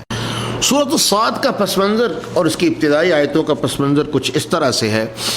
کہ رسول اللہ صلی اللہ علیہ وسلم نے جب مشرکین مکہ کو دین اسلام کی طرف دعوت دی، مخالفت تو پہلے دن سے ہی تھی، لیکن ابھی اس مخالفت میں کوئی تشدد، ظلم، زیادتی نہیں آیا تھا یا شدید بدتمیزی شامل نہیں تھی۔ تو اس وقت ابو طالب جو رسول اللہ صلی اللہ علیہ وسلم کے چچا تھے، وہ آپ کے پشت پناہ تھے، آپ کی سرپرستی کرنے والے تھے۔ تو مشرکین مکہ کے کچھ سرداروں نے، 25 کے قریب سرداروں نے آپس میں طے کیا کہ دیکھو ابو طالب کے ذریعے سے ہم اس کے بھتیجے محمد کے ساتھ ایک ڈیل کر لیتے ہیں، کوئی درمیانہ رستہ نکال لیتے ہیں۔ لہذا یہ سارے کے سارے سردار اکٹھے ہو کے ابو طالب کے پاس گئے، اللہ کے رسول کی کچھ شکایات ان کو کیں، اور اس کے بعد کہا دیکھو ہم آپ کے سامنے نہ ایک بڑے انصاف والا معاملہ رکھتے ہیں کہ آپ کا بھتیجا ہمیں ہمارے دین پر چھوڑ دے اور ہم اسے اس کے دین پر چھوڑ دیتے ہیں، جس معبود کی وہ عبادت کرنا چاہتا ہے کرتا رہے، ہم کچھ نہیں کہیں گے، اور جس معبود کو ہم ماننا چاہتے ہیں ہمیں ماننے دیں، ہم ہمارے درمیان آ کے ہمارے معبودوں کو برا بلا نہ کہے، اور جو ہم کرتے ہیں ہمیں کرنے دے، یعنی وہ اپنے حال پہ رہے، ہم اپنے حال پہ رہیں، نہ ہم اس کے رب کو برا کہتے ہیں نہ یہ ہمارے رب کو برا کہے، یعنی یوں کہ جو اس نے کرنا ہے وہ خود کرتا رہے لیکن کسی کو دعوت نہ دے، کسی کو دعوت نہ دے، کیونکہ دعوت تب ہی مؤثر تھی جب ان کو یہ سارے ان کے افعال جو وہ کر رہے تھے جب تک ان کو غلط ثابت نہ کیا جاتا تب تک دعوت مؤثر ہو ہی نہیں سکتی تھی، اور وہ یہی چاہتے تھے کہ دعوت کا سلسلہ رک جائے، جس نے جو عمل کرنا ہے کرتا رہے۔ جیسے آج کل کئی لوگ کہتے ہیں جی جو جہاں ہے اس کو لگا رہنے دیں، جی جو کر رہا ہے ٹھیک کر رہا ہے، یہ غلط ہے۔ جبکہ قرآن کی آیتیں حدیثیں واضح کھلی ہیں تو پھر جو کر رہا ہے یہ کہنا یہ غلط ہے۔ امت کی ذمہ داری ہے جس کو اللہ نے یہ کتاب اور امانت دی ہے کہ وہ حق ادا کرے اور جو امانت ہے لوگوں تک پہنچائے، اور جو غلط ہے اس کو کہے تم غلط کر رہے ہو، اس کے اوپر حجت قائم کرے، کیونکہ کل قیامت کا دن جس نے حجت قائم نہیں کی ہوگی اور اس کے پاس علم ہوگا اور وہ دنیا میں کہتا رہا ہوگا ٹھیک ہے جی جو جہاں کر رہا ہے وہ غلط کر رہا ہے، یہ ڈبل مجرم ہوگا، اس نے اللہ کی امانت کا بھی حق ادا نہیں کیا اور لوگ اس کے سامنے گمراہ ہو رہے تھے، علم ہونے کے باوجود لوگوں کو دعوت نہیں دی۔ تو اس نے کہا یہ دعوت کا کام چھوڑ دے، ہم اس کو اس کے حال پہ رہنے دیتے ہیں، وہ ہمیں ہمارے حال پہ رہنے دے، یہ کام نہ کرے۔ ابو طالب خود مشرک تھا، اس کو یہ بات بڑی پسند آئی، اس نے اللہ کے رسول کو بلایا اور کہا دیکھو یہ میری قوم کے سردار آئے ہیں، انہوں نے بڑی منصفانہ بات کی ہے، میری خواہش یہ ہے کہ تم ان کی بات پر اتفاق کر لو۔ تو پھر ابو طالب نے جب اللہ کے رسول کے سامنے ان سرداروں کا مطالبہ اور ان کی ڈیمانڈ دہرائیں تو رسول اللہ صلی اللہ علیہ وسلم نے فرمایا کہ چچا جان میں ان کے سامنے ایک ایسا کلمہ پیش کرتا ہوں، اگر اس کلمے کے اوپر یہ آ جائیں اللہ کی قسم یہ عرب و عجم کے مالک بن جائیں گے، اللہ ان کو عزتیں دے گا، کامیابیاں دے گا، ترقیاں دے گا، یہ دنیا پر حکمرانی کرنے والے بن جائیں گے۔ اور انہوں نے کہا ہاں بتاؤ وہ کون سا کلمہ ہے؟ تو آپ نے فرمایا ان کو کہہ دیں کہ یہ کہہ دیں کہ لا الہ الا اللہ، اللہ کے علاوہ کوئی معبود برحق نہیں، کوئی حقیقی معبود نہیں، اس بات کا اعلان کر دیں۔ یہ کہنے کی دیر تھی، وہ ایک ہی بار 25 کے 25 اٹھے اور چل دیے، اور انہی لوگوں کی حرکتوں اور عادتوں اور سوچوں کا نتیجہ اللہ رب العزت نے سورہ مبارکہ کے ابتدائی میں بیان کیا ہے۔ اور اس کے بعد اللہ رب العالمین نے پھر انہی لوگوں کو مخاطب کر کے بتایا کہ دیکھو اس سے پہلے قوم نوح، قوم عاد، قوم سمود نے بھی، ان کے بھی بڑوں نے اللہ کے رسول کے ساتھ اس طرح زیادتیاں کی تھیں، اور اس کے بعد پھر اللہ نے اپنے رسول صلی اللہ علیہ وسلم کو انبیاء علیہم السلام، ان کی آزمائشیں، ان کا صبر، ان کی اللہ کی اطاعت، یہ ساری چیزیں اپنے رسول صلی اللہ علیہ وسلم کو بیان فرمائی، مومنوں کو بیان فرمائی کہ دیکھو تکلیفیں آنا یہ فطرت ہے، لیکن صبر کرتے رہنا، اور کس طرح صبر کرنا، جس طرح پچھلے انبیاء علیہم السلام نے صبر کیا تھا۔ اور پھر آخر میں اللہ رب العالمین نے شیطان کا کچھ ذکر کیا، اس کے معاملات کا کچھ ذکر کیا، جو انسانیت کی تخلیق کے وقت ہوئے، اور انہی کے اوپر اللہ رب العالمین نے سورہ مبارکہ کا اختتام کیا۔ اللہ رب العالمین فرماتے ہیں صاد والقرآن ذی الذکر، صاد حروف مقطعات میں سے ہے، والقرآن ذی الذکر۔ اللہ رب العالمین فرماتے ہیں اس نصیحت والے قرآن کی قسم، بل الذین کفروا فی عزت و شقاق، وہ لوگ بلکہ کفر پر وہ لوگ ہیں جنہوں نے کفر کیا، تکبر اور مخالفت پڑے ہوئے ہیں، وہ لوگ کفر کرنے والے ہیں، یہ گمراہ ہیں اور قرآن سے منہ پھیرنے والے لوگ ہیں۔ اللہ رب العالمین فرماتے ہیں کم اہلکنا من قبلہم من قرن فنادوا ولا تحین مناس، اس سے پہلے ہم نے کتنی قوموں کو، بستیوں کو ہلاک کر دیا، فنادوا وہ انہوں نے مدد کے لیے پکارا، چیخ و پکار کی، ولا تحین مناس لیکن وہ ان کے پاس بچ نکلنے کا کوئی رستہ، کامیابی کا کوئی رستہ نہیں تھا، وہ بچ نہیں سکے۔ اور اس کے بعد اللہ رب العالمین فرماتے ہیں وعجبوا، یہ سردار آپ کے پاس آتے ہیں اور تعجب کرتے ہیں، ان جاءہم منذر منہم، کہ اللہ کی طرف سے ایک ڈرانے والا آیا ہے، وَقَالَ الْكَافِرُونَ هَذَا سَاحِرٌ كَذَّابٌ، اور یہ کافر اللہ کے نافرمان معاذ اللہ رسول کی ذات کے بارے میں اس طرح کی بکواس کرتے ہیں کہ هَذَا سَاحِرٌ كَذَّابٌ، کہ معاذ اللہ یہ ایک جھوٹا ہے اور جادوگر ہے، اِنَّا لِلَّهِ وَإِنَّا إِلَيْهِ راجعون، تم جھوٹے ہو اور بے ایمان ہو، میرا رسول ایسا نہیں ہے۔ اجعل الآلہۃ الہا واحدا، سب سے بڑی چیز جو ان کو ہضم ہی نہیں ہوتی تھی، وہ کہتے تھے اجعل الآلہۃ الہا واحدا، ہم ایک الہ بنا لیں، ان ھذا لشیء عجاب، یہ تو بڑی عجیب چیز ہے، کیونکہ انہوں نے اپنے ہر مسئلے کے لیے الگ الگ معبود بنا رکھا تھا، پیٹ درد کے لیے الگ، سر درد کے لیے الگ، ٹانگ درد کے لیے الگ، ناک درد کے لیے الگ، ناک درد کے لیے الگ، کان درد کے لیے الگ، ہر چیز کے لیے ان کا الگ الگ معبود تھا۔ کیسے ممکن تھا کہ وہ ایک رب کو اپنا رب مان لیں اور اس کو ہر چیز میں کافی سمجھے؟ کیسے ممکن تھا؟ ان کے لیے بڑی تعجب والی بات تھی۔ اور قرآن کہتا ہے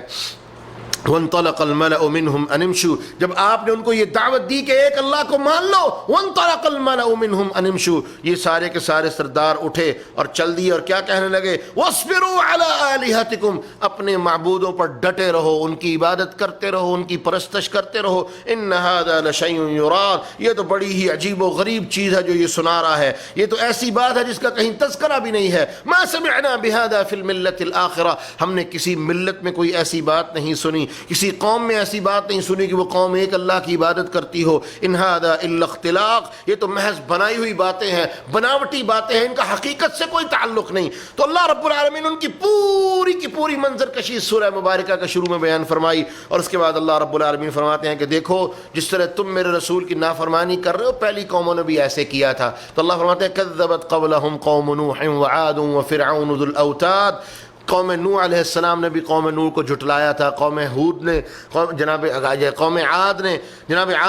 جناب ہود علیہ السلام کی قوم نے جو عاد تھی، قوم عاد، انہوں نے اپنے نبی کو جھٹلایا تھا۔ فرعون ذی الاوتاد، اور وہ فرعون جو میخوں والے تھے، طاقتور تھے، انہوں نے بھی نبی کو جھٹلایا تھا۔ وثمود وقوم لوط، قوم سمود، قوم لوط، واصحاب الایکہ اولئک الاحزاب، یہ بڑی بڑی جماعتیں تھیں۔ اللہ فرماتے ہیں ان کل الا کذب الرسل، ان سب نے ایک ہی جرم کیا تھا کہ رسولوں کو جھٹلایا تھا۔ فحق عقاب، اور اللہ رب العالمین فرماتے ہیں ان کے اوپر پھر میرا عذاب آیا، عذاب اس طرح آیا کہ صفحہ ہستی سے مٹا دیا۔ ما ينظر هؤلاء الا صيحة واحدة ما لها من فواق، اللہ رب العالمین فرماتے ہیں یہ سب کے سب صرف ایک چیخ کا، اللہ کے فیصلے کا، قیامت کے دن کا انتظار کر رہے ہیں۔ ما لها من فواق، جب وہ آئے گی پھر ان کو فرصت اور وقفہ بھی نہیں ملے گا، ان کو ڈرا دیں، ان کو سمجھا دیں، بار بار اللہ رب العالمین سمجھا رہے ہیں کہ شاید کہ نصیحت کو قبول کر لیں۔ اور اس کے بعد اللہ رب العالمین نے اپنے رسول جناب محمد الرسول اللہ صلی اللہ علیہ وسلم کو، یہ اس وقت کی صورتیں ہیں جب آزمائشیں انتہا پہ تھی، مکہ کا آخری دور، خوب آزمائشیں، تو اللہ رب العالمین نے اپنے رسول صلی اللہ علیہ وسلم کو پچھلے انبیاء کے، پچھلی قوموں کے آزمائش کے واقعات بیان کیے، اور ان انبیاء علیہم السلام کا آزمائش کے وقت جو کردار تھا اپنے رسول صلی اللہ علیہ وسلم کو دکھایا اور سنایا، اور اپنے رسول کے ماننے والوں اور مومنوں کو بھی دکھایا اور سنایا، تاکہ یاد رکھو ایک قدوہ، ایک نمونہ قائم کر دیا کہ آزمائش کے وقت مومن کا کردار کیا ہونا چاہیے، اپنے بندے کے، اپنے رب کے بارے میں ایک بندے کا تعلق اور تصور کیا ہونا چاہیے۔ اور یاد رکھیں کہ اللہ رب العالمین نے یہ بھی واضح کر دیا کہ یہ جب آزمائش آتی ہے تو مال، دولت، طاقت، جاہ و جلال، یہ کوئی چیز ان آزمائشوں کا مقابلہ نہیں کر سکتی، حتیٰ کہ بڑی سے بڑی چیزیں بھی اللہ رب العالمین فرماتے ہیں آزمائشوں کا مقابلہ نہیں کر سکتی. ہاں اللہ کس کس طرح سے آزماتا ہے وہ ساری چیزیں اللہ نے اس سورہ مبارکہ میں بیان کر دی کہ کس نبی کو کس طرح آزمایا, کس کس بندے کو میں کس طرح آزما سکتا ہوں, یہ ساری چیزیں اللہ رب العزت نے بیان فرما دی. تو سب سے پہلے سیدنا داؤد علیہ السلام کی آزمائش کا ذکر ہوا. سیدنا داؤد علیہ السلام اللہ کے نبی بھی تھے اور بادشاہ بھی تھے, محنت کرنے والے تھے. انہوں نے اپنے سارے دن کے معمولات کو 3 حصوں میں تقسیم کیا ہوا تھا, ایک اپنے گھر والوں کے لیے, ایک رعایا کے لیے اور ایک اللہ کی عبادت کے لیے. اور جو وقت جس کے لیے تھا اس میں دوسرے کی مداخلت برداشت نہیں کرتے تھے. گھر والوں کے وقت میں رعایا کی مداخلت نہیں ہو سکتی, رعایا کے وقت میں گھر والوں کے لیے کوئی وقت نہیں ہے, جب اللہ کا وقت آ جائے تو پھر کسی کے لیے کوئی وقت نہیں ہے. تو اللہ رب العالمین نے حتیٰ کہ اپنے خداموں کو بھی سختی سے منع کر رکھا تھا کہ جو ترتیبیں میں نے بنائی ہیں کوئی اس کے اندر کسی طرح کا خلل واقع نہ ہو, میری عبادت میں کوئی خلل نہیں آنا چاہیے. یہ بات اللہ رب العزت کو پسند نہیں تھی. دیکھیں انسان جب بادشاہ ہوتا ہے کوئی بھی کسی وقت بھی آ کے فریاد کر سکتا ہے, اور بادشاہ کا کام کیا ہے اپنے فریادی کی آواز کو سنے, اس پر لبیک کہے, اس کی مدد کرے. تو اللہ رب العالمین کو یہ بات پسند نہیں تھی کہ بادشاہ اس طرح اپنی عبادت کے لیے وقت مخصوص کر لے اور مظلوموں کے لیے دروازہ بند ہو جائے, مظلوموں کو اس وقت کا انتظار کرنا پڑے جب بادشاہ صاحب کا مظلوموں کے لیے جو وقت ہے وہ شروع ہو. اللہ کو یہ پسند نہیں تھا. تو اللہ رب العالمین نے ایک واقعہ اللہ نے یہاں بیان کیا ہے. بعض مفسرین نے لکھا یہ 2 فرشتے تھے جن کو انسانی شکل میں اللہ نے بھیجا تھا. بعض کہتے ہیں کہ نہیں 2 ویسے ہی جھگڑالو تھے اور اللہ نے ان کو بھیج دیا تھا. ہوا یہ کہ یہ 2 بندے آئے, دیوار پھلانگ کے اندر آ گئے, جناب داؤد علیہ السلام کے خاص کمرے میں وہ گھس گئے. سیدنا داؤد علیہ السلام ڈر گئے کہیں مجھے قتل کرنے کے لیے آئے ہیں. تو انہوں نے کہا ڈرے نہیں, ہم آپس میں جھگڑا کرنے والے ہیں, آپ ہمارے درمیان انصاف کر دیں, ہم دونوں نے ایک دوسرے پر زیادتی کی ہے, آپ انصاف کر دیں. کہا بتاؤ کیا بات ہے. کہا ان هذا اخي له 99 نعجہ, یہ میرے بھائی ہے, اس کی 99 دمبیاں ہیں, ولی نعجۃ واحدہ, اور میری ایک دمبی ہے. یہ میرا بھائی ہے, اس کی 99 ہے, میں ایک کا مالک ہوں. یہ 99 کا مالک ہے, میں ایک کا مالک ہوں. وہ کیا کہتا ہے اقفلنیھا وعزنی فی الخطاب, اور اس نے مجھے کہا کہ یہ میرے سپرد کر دے, وعزنی فی الخطاب, اور اس نے اس بات کرنے میں مجھ پر بڑی سختی کی ہے. جناب داؤد علیہ السلام نے دوسرے کی بات سنی نہیں تو فوراً کہہ دیا لقد ظلمك بسؤال نعجتك الى نعاجی, تو نے یہ ظلم کیا ہے کہ تو نے اپنی 99 دمبیاں ہونے کے بعد اس بیچارے کی بھی ایک دمبی ہتھیانے کی کوشش کی ہے, تو ظلم کرنے والا ہے. اللہ رب العالمین فرماتے ہیں وظن داود انما فتناه فاستغفر ربه, کہ داؤد علیہ السلام کو کچھ دیر گزرنے کے بعد گمان ہوا, انہوں نے جب غور و فکر کیا تو ان کو سمجھ آئی کہ انما فتنا, کہ میں آزمایا گیا ہوں, یہ تو میری آزمائش تھی. فاستغفر ربہ وخر راکعا واناب, فوراً اپنے رب کے سامنے جھک گئے, اللہ سے استغفار کیا. اور اللہ رب العالمین فرماتے ہیں خر راکعا واناب, اللہ کے سامنے رکوع کرتے ہوئے سجدہ کرنے ہوئے جھک گئے, اور وہ بڑا ہی جھکنے والے اور رجوع کرنے والے تھے. اور اللہ رب العالمین فرماتے ہیں فغفرنا له ذلك وان له عندنا لزلفى وحسن مآب, اس نبی کی بھی آزمائش ہوئی, ہم نے اسے معاف کر دیا, کیونکہ اس نبی کے لیے ہمارے ہاں ایک بہت بڑا ٹھکانہ اور بہت بڑی نعمتیں ہم نے اس نبی کے لیے تیار کی ہیں. مفسرین لکھتے ہیں اصل میں یہاں ایک چیز یاد کر لیں, انبیاء علیہم السلام کو بھی بنی اسرائیل نے معاف نہیں کیا. ان کے بارے میں غلط سلط باتیں, غلط سوچیں, غلط چیزیں انبیاء علیہم السلام کے بارے میں اسرائیلیوں نے اپنی روایتوں میں, جو اسرائیلی روایات ہیں ان میں کوٹ کی ہیں. معاذ اللہ انبیاء کے بارے میں ایسے ایسے الزامات عائد کیے, اور یہ ان کے لیے کوئی بڑی بات نہیں تھی. وہ قوم جو نبیوں کو قتل کر سکتی ہے, وہ قوم جو اللہ کے 1000 سے زیادہ انبیاء کی توہین کر سکتی ہے, کسی نبی کے بارے میں اس طرح کی بد زبانی کرنا ان کے لیے کوئی مشکل اور بڑی بات نہیں. اور یہی وجہ تھی کہ یہ قوم اللہ کی لعنتوں کی مستحق ٹھہری. پے در پے لعنتیں, پے در پے لعنتیں, اور قیامت تک کے لیے لعنتیں اللہ رب العالمین نے اس قوم کا مستحق بنا دیں. تو مفسرین نے لکھا ہے کہ اس واقعے میں 2-3 چیزیں تھیں جس کی وجہ سے داؤد علیہ السلام نے غور و فکر کیا کہ میں نے یہ زیادتی کی ہے, میں فتنے میں ڈل پڑ گیا ہوں, مجھے آزمایا گیا ہے. تو مفسرین نے لکھا ہے کہ داؤد علیہ السلام جو انہوں نے یہ کہا کہ انما فتنا, کہ میں فتنے میں ڈال دیا گیا ہوں, 2-3 چیزیں تھیں. نمبر 1, داؤد علیہ السلام کا بدگمانی کرنا کہ یہ مجھے قتل کرنے کے لیے آئے ہیں. دوسرا, داؤد علیہ السلام کا ڈر جانا, جبکہ اللہ کے نبی ڈرتے نہیں ہیں. تیسری چیز کہ دوسرے فریق کی بات سنے بغیر فیصلہ کر دینا اور یہ کہہ دینا کہ تو نے یہ مانگ کے ظلم کیا ہے، اور ساتھ یہ کہنا کہ شرکاء جو ہے آپس میں ایک دوسرے کے ساتھ زیادتیاں کرتے ہیں. یہ ساری چیزیں اللہ رب العزت نے یہاں بیان کر دی، اور بات صرف اتنی سی تھی. یہودیوں نے اس کا یہ ترجمہ کیا کہ جی ان کو اپنی اسرائیلی روایتوں میں یہ بیان کیا کہ ان کے کمانڈر کی بڑی خوبصورت بیوی تھی، اپنی ان کی 99 بیویاں تھیں، یہ کیا وہ کیا، اس کی بیوی ہتھیانے کے لیے معاذ اللہ. اتنی بڑی بکواس یہودیوں نے اپنی کتابوں میں انبیاء علیہم السلام کے بارے میں کی ہے، جبکہ قرآن نے ایک اس بات کا بھی رد کیا اور دوسرا یہ وعدے کر دیا کہ اصل میں جو سبب تھا جس کی وجہ سے داؤد علیہ السلام کو سمجھ آئی کہ میں آزمائش میں ڈال دیا گیا ہوں، وہ یہ تھا کہ جو اللہ کے بنائے ہوئے اصول اور دستور تھے ان کو انہوں نے توڑ دیا تھا. اور وہ اصول اور دستور کیا تھے؟ موسیٰ علیہ السلام کے واقعے میں بات واضح آ گئی کہ لا تخف انی لا یخاف لدی المرسلون. موسیٰ ڈرنا نہیں، جو ڈرنے والا ہو وہ نبی نہیں ہو سکتا. نمبر 1 یہ اصول تھا، توڑ دیا، ڈر گئے. نمبر 2 بدگمانی کی کہ یہ مجھے قتل کرنے آئے ہیں، کہا ایسا نہیں ہے. تیسرا اصول کیا توڑا؟ اصول یہ تھا کہ ایک حاکم وقت کو، بلکہ کسی انسان کو بھی، جب تک دو فریق اس کے سامنے آئیں دونوں کی بات نہ سن لے تب تک فیصلہ نہیں کر سکتا. اس اصول کو بھی توڑ دیا. تو فوراً ان کو خیال آیا کہ میں آزمائش میں پڑ گیا ہوں، میں فتنے میں مبتلا ہو گیا ہوں. فوراً اپنے رب کے سامنے گر گئے اور اللہ سے معافی مانگ لی. یہ مقام ہے بندگی کا، مقام یہ ہے، مقام عبودیت یہی ہے کہ انسان سے غلطی ہو جائے فوراً اپنے رب کے سامنے جھک جائے، دیر نہ کرے، جھکنے میں دیر نہ کرے. بس بندہ تیرے جھکنے کی ابتدا ہوگی، اللہ کی رحمتیں تیرا استقبال کرنے کے لیے تیار ہیں. اس کے بعد اللہ رب العالمین نے جناب داؤد علیہ السلام کے بیٹے سیدنا سلیمان علیہ السلام کا ذکر کیا، ان کے اوپر جو نعمتیں کی ان کا بیان کیا. اور ان کی بھی ایک آزمائش اس طرح ہوئی کہ ان کی 100 بیویاں تھیں. تو انہوں نے ایک رات نیت کی کہ میں ایک ہی رات میں اپنی 100 کی 100 بیویوں کے ساتھ تعلق قائم کروں گا. تو اس سے کیا ہوگا؟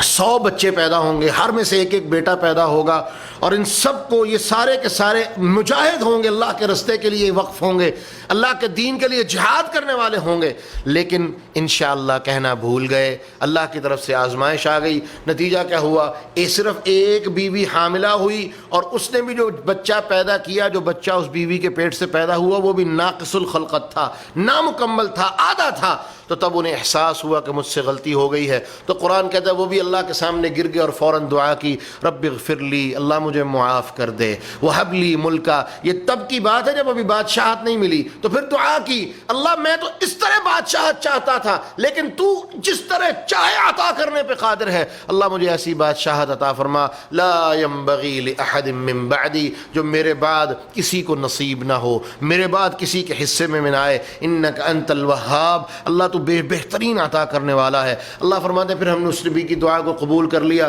فسخرنا له الريح، ہوائیں اس کے سپرد کر دی، ہواؤں پر ان کو طاقت دے دی. والشیاطین کل بناء وغواص، بڑے بڑے جن جو بڑے بڑی طرح کی چیزوں کی تعمیر کے، عمارت کے، بڑے بڑے ڈیزائن کاریگری کے، صنعت کے بڑے بڑے ماہر تھے، جن تھے، اللہ فرماتے ہیں ہم نے ان کو دے دیے، غوطہ خور دے دیے. اللہ رب العالمین فرماتے ہیں هذا عطاؤنا فمن او امسک بغیر حساب، یہ ہماری عطا ہے. اللہ رب العالمین فرماتے ہیں فمن، بس تو احسان کرنے والا بن جا، او امسک بغیر حساب، یہاں تیرے پاس ہے کہ بغیر حساب کے روک لے، یہ تیرے پاس ہے. یہاں تو لوگوں پر نیکی کرنے والا بن جا، یا اللہ تجھے کوئی اجر نہیں دے گا. ان ساری چیزوں کو اپنی ذات کی حد تک روک کے رکھ لے. لیکن قرآن کہتا ہے کہ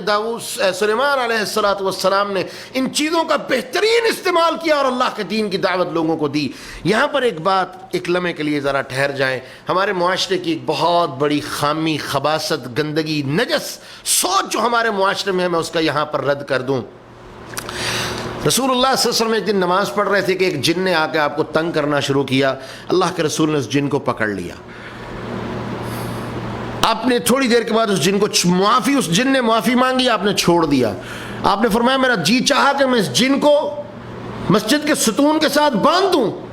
اور مدینے کے بچے آتے اور اس جن کو دیکھتے اور اس کو چھیڑتے. لیکن مجھے اپنے بھائی جناب سلیمان علیہ السلام کی دعا یاد آ گئی کہ اللہ مجھے ایسی بادشاہی عطا فرما جو میرے بعد کسی کو نصیب نہ ہو. اگر میں اس جن کو باندھ دیتا، اللہ مجھے بھی جنوں کا کنٹرول دے دیتا، مجھے بھی میرے جنوں کو میرے تابع کر دیتا. اس لیے میں نے اس کو چھوڑ دیا کہ کہیں میرے بھائی والی دعا جو ہے، وہ میرے بھائی نے جو اللہ سے دعا کی تھی وہ انہی کے لیے زیبا تھی، اسی لیے میں نے اس جن کو چھوڑ دیا. آج ماشاءاللہ یہ رسول اللہ کا طرز عمل ہے کہ جن ان کے بھی تابع نہیں تھے. آج ایک بندہ آتا ہے، کیا کہتا ہے، میرے پاس 20 جن ہیں جی، میں 25 جنوں کو میں نے قید کیا ہوا ہے، یہ سب بکواس ہے۔ یہ لوگوں کے عقیدے خراب کرنے والے، لوگوں کے عقائد سے کھلواڑ کرنے والے لوگ ہیں۔ جن کبھی بھی انسان کے تابع نہیں ہوتا۔ ہاں یہ قرآن سے ثابت ہے کہ انسان اپنے آپ کو کمزور سمجھتے ہوئے جنوں کے تابع ضرور کر دیتا تھا۔ یہ مشرکین مکہ کا طرز عمل بھی تھا، قرآن میں اشارے موجود ہیں۔ تو یہ اصل میں کیا ہوتا ہے، یہ لوگ خود الٹے سیدھے چلے وظیفے کر کے اپنے آپ کو جنوں کے سپرد کرتے ہیں، اور ان جو شیطان جن ہوتے ہیں، سرکش جن ہوتے ہیں، جن کے ذریعے سے یہ مدد لیتے ہیں اور ان کے ذریعے سے الٹے سیدھے کام کرواتے ہیں، یہ ہے اصل اس کی۔ اور لوگ کیا سمجھتے ہیں اس نے جن قید کر لیے، یہ بکواس ہے، یہ لوگوں کے ایمان سے کھیلنے کا، لوگوں کے ایمان سے کھلواڑ کرنے کا ایک طریقہ کار ہے۔ خدا را اپنے آپ کو اس سے بچا لیجئے۔ اس کے بعد اللہ رب العالمین اپنے نبی سیدنا ایوب علیہ السلام کی آزمائش کا بیان فرما رہے ہیں کہ اللہ رب العالمین فرماتے ہیں کہ ہم نے ایوب علیہ السلام کو بیماری کے ذریعے سے آزمایا۔ اب ان کے قصے میں بھی اسرائیلی روایتیں ہیں کہ معاذ اللہ ان کے جسم میں کیڑے پڑ گئے تھے، بدبو آتی تھی وغیرہ وغیرہ، اس کی کوئی حقیقت نہیں ہے۔ محض قرآن نے کہا بیماری تھی، بیماری لمبی ہو گئی، بیماری زیادہ تھی، شدت والی بیماری تھی، بات ختم۔ لیکن یہ ساری اسرائیلی روایتیں ہیں کہ کیڑے پڑ گئے تھے، بدبو آتی تھی وغیرہ وغیرہ۔ اللہ اپنے نبیوں کے ساتھ اتنی توہین کا معاملہ نہیں کرتا۔ اللہ آزماتا ضرور ہے، لیکن اللہ اس طرح آزمائے کہ معاذ اللہ ایک حد سے بھی آگے معاملہ چلا جائے، ایسے نہیں ہو سکتا۔ تو اللہ فرماتے ہیں کہ میرے نبی نے دعا کی، اللہ مجھے شفا دے دے، میں بیمار ہوں۔ تو اللہ فرماتے ہیں میں نے اپنے نبی کو حکم دیا کہ تمہارے پیر کے قریب جو جگہ ہے یہاں پر اپنا پیر مارو، اور کچھ برجلک اپنے پیر کو مارو، وہاں سے پانی نکلے گا۔ ھذا مغتسل بارد و شراب، یہ ٹھنڈا پانی ہے، اس کو پیو، اس سے غسل کرو۔ اللہ رب العالمین فرماتے ہیں اللہ نے ان کو شفا دے دی۔ وَوَهَبْنَا لَهُ أَهْلَهُ وَمِثْلَهُمْ مَعَهُمْ رَحْمَةً مِنَّا وَذِكْرَىٰ لِأُولِي الْأَلْبَابِ، اور اللہ رب العالمین فرماتے ہیں پھر ہم نے ان کو اور ان کے گھر والوں کو وَمِثْلَهُمْ مَعَهُمْ رَحْمَةً مِنَّا، ان کے سارے جتنے تھے ان سب کو اللہ فرماتے ہیں ہم نے اپنی رحمتوں سے عطا کیا۔ نبیوں کو اللہ اپنی رحمت سے عطا کرتا ہے، نبی کا کوئی ذاتی کمال نہیں ہوتا۔ اور اس کے بعد اللہ رب العالمین نے سورہ مبارکہ کا اختتام ابلیس کا اور آدم علیہ السلام کا جو معاملہ ہوا اور اللہ رب العالمین سے جو اس نے مہلت مانگی، اس چیز پر اللہ رب العالمین نے اس سورہ مبارکہ کا اختتام فرمایا۔ اس کے بعد سورۃ الزمر، زمر کا معنی ہوتا ہے گروہ، جماعت، لشکر۔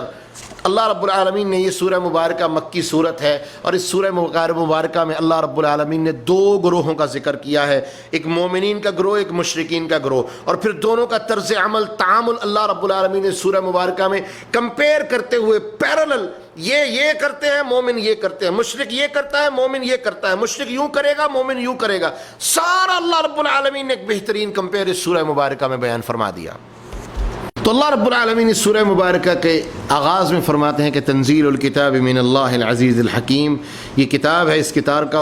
کا اتارنا، نازل کرنا اس اللہ کی طرف سے ہے جو غالب ہے اور حکمت والا ہے۔ انا انزلنا الیک الکتاب بالحق، اللہ رب العالمین فرماتے ہیں ہم نے اس کتاب کو آپ کی طرف حق، سچ نازل کیا ہے، اور اس کتاب کا حکم کیا ہے، حق کیا ہے، مقام کیا ہے، فاعبد اللہ مخلصا لہ الدین، آپ بس اللہ کی عبادت کریں، خاص ایک اللہ کے لیے خالص ہو کہ اس اللہ کی عبادت کریں، کسی کو شریک نہیں ٹھہرانا، ذرہ برابر بھی کسی کو شریک نہیں ٹھہرانا، حتیٰ کہ ایک معمولی سا شرک ہے، وہ کیا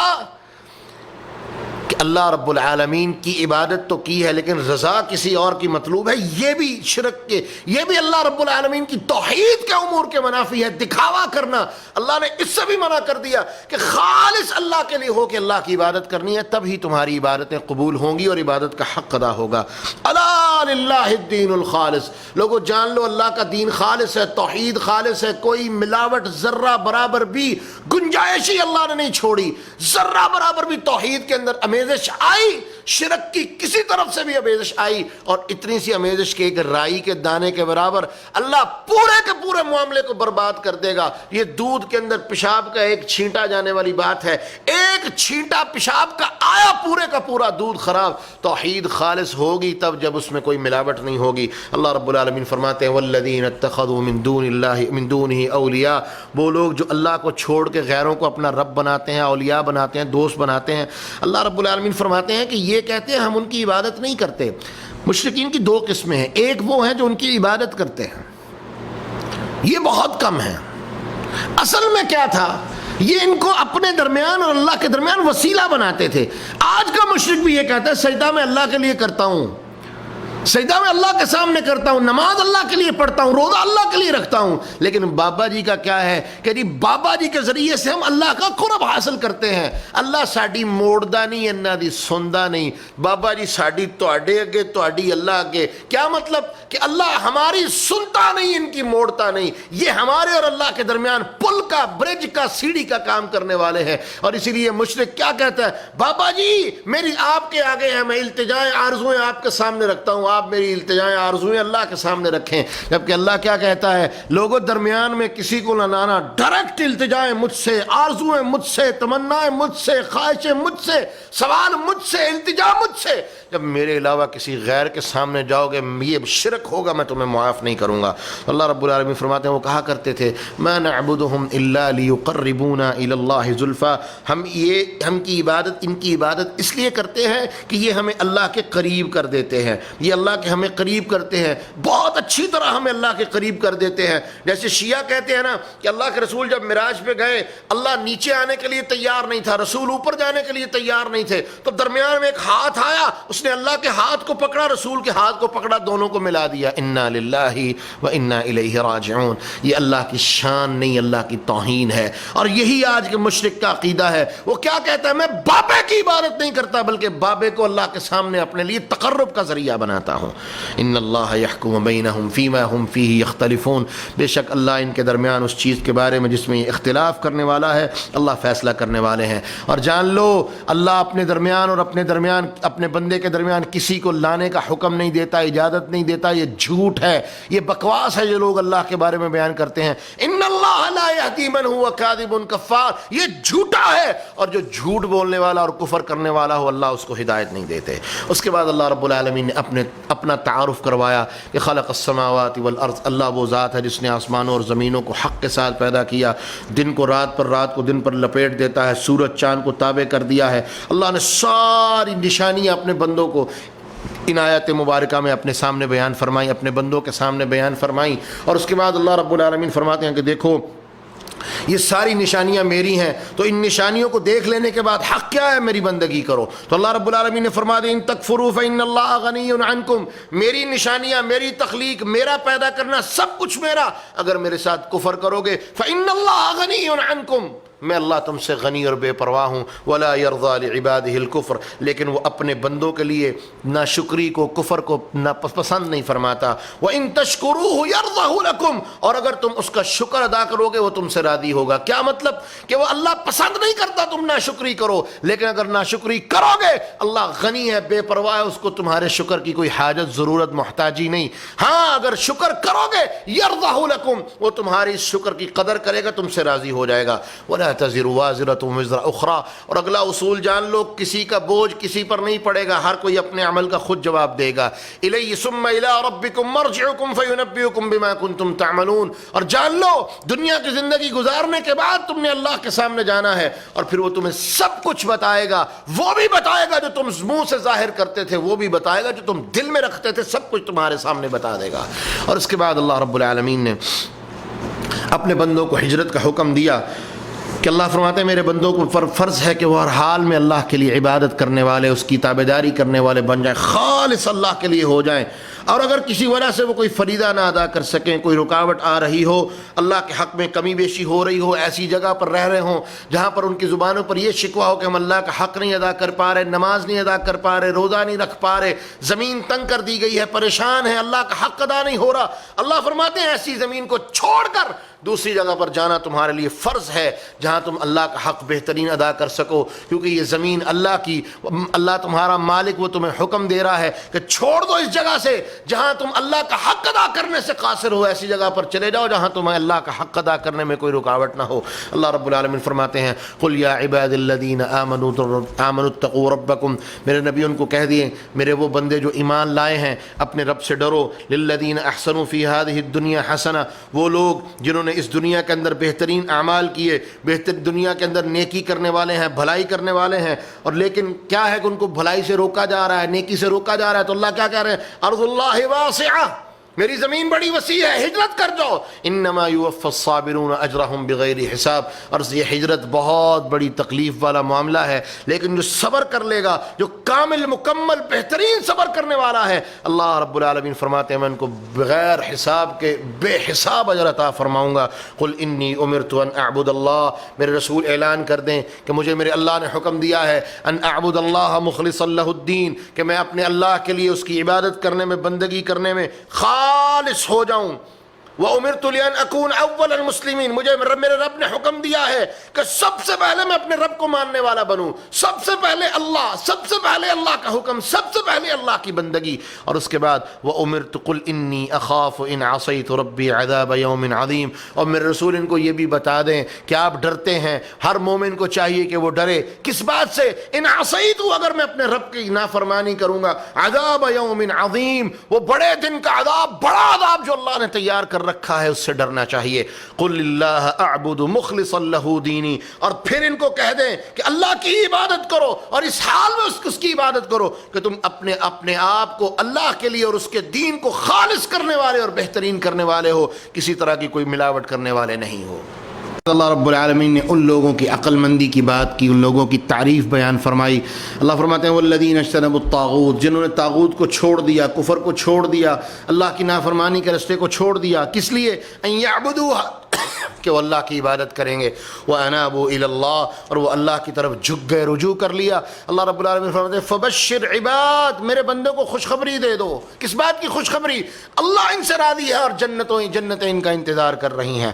الذین یستمعون القول، اور میرے بندے کون ہیں؟ الذین یستمعون القول، جو میری بات کو بڑی توجہ سے کان لگا کر سنتے ہیں، فیتبعون احسنہ، اور صرف سننے تک محدود نہیں رہتے بلکہ بہترین طریقے کے ساتھ اس کی پیروی کرتے ہیں، بہترین طریقے کے ساتھ ان چیزوں پر عمل کرتے ہیں۔ اللہ رب العالمین فرماتے ہیں اولئک الذین ھداھم اللہ، یہ وہ لوگ ہیں جن کو اللہ نے ہدایتیں دے دی ہیں، اللہ نے ہدایت کے لیے ان کو چن لیا ہے۔ واولئک ھم اولو الالباب، اور یہی عقل والے ہیں، اور ان کی عقل کی سب سے بڑی نشانی یہ ہے کہ انہوں نے کفر کو پہچان کے اس کو چھوڑ دیا اور اپنے رب کی طرف آ گئے ہیں۔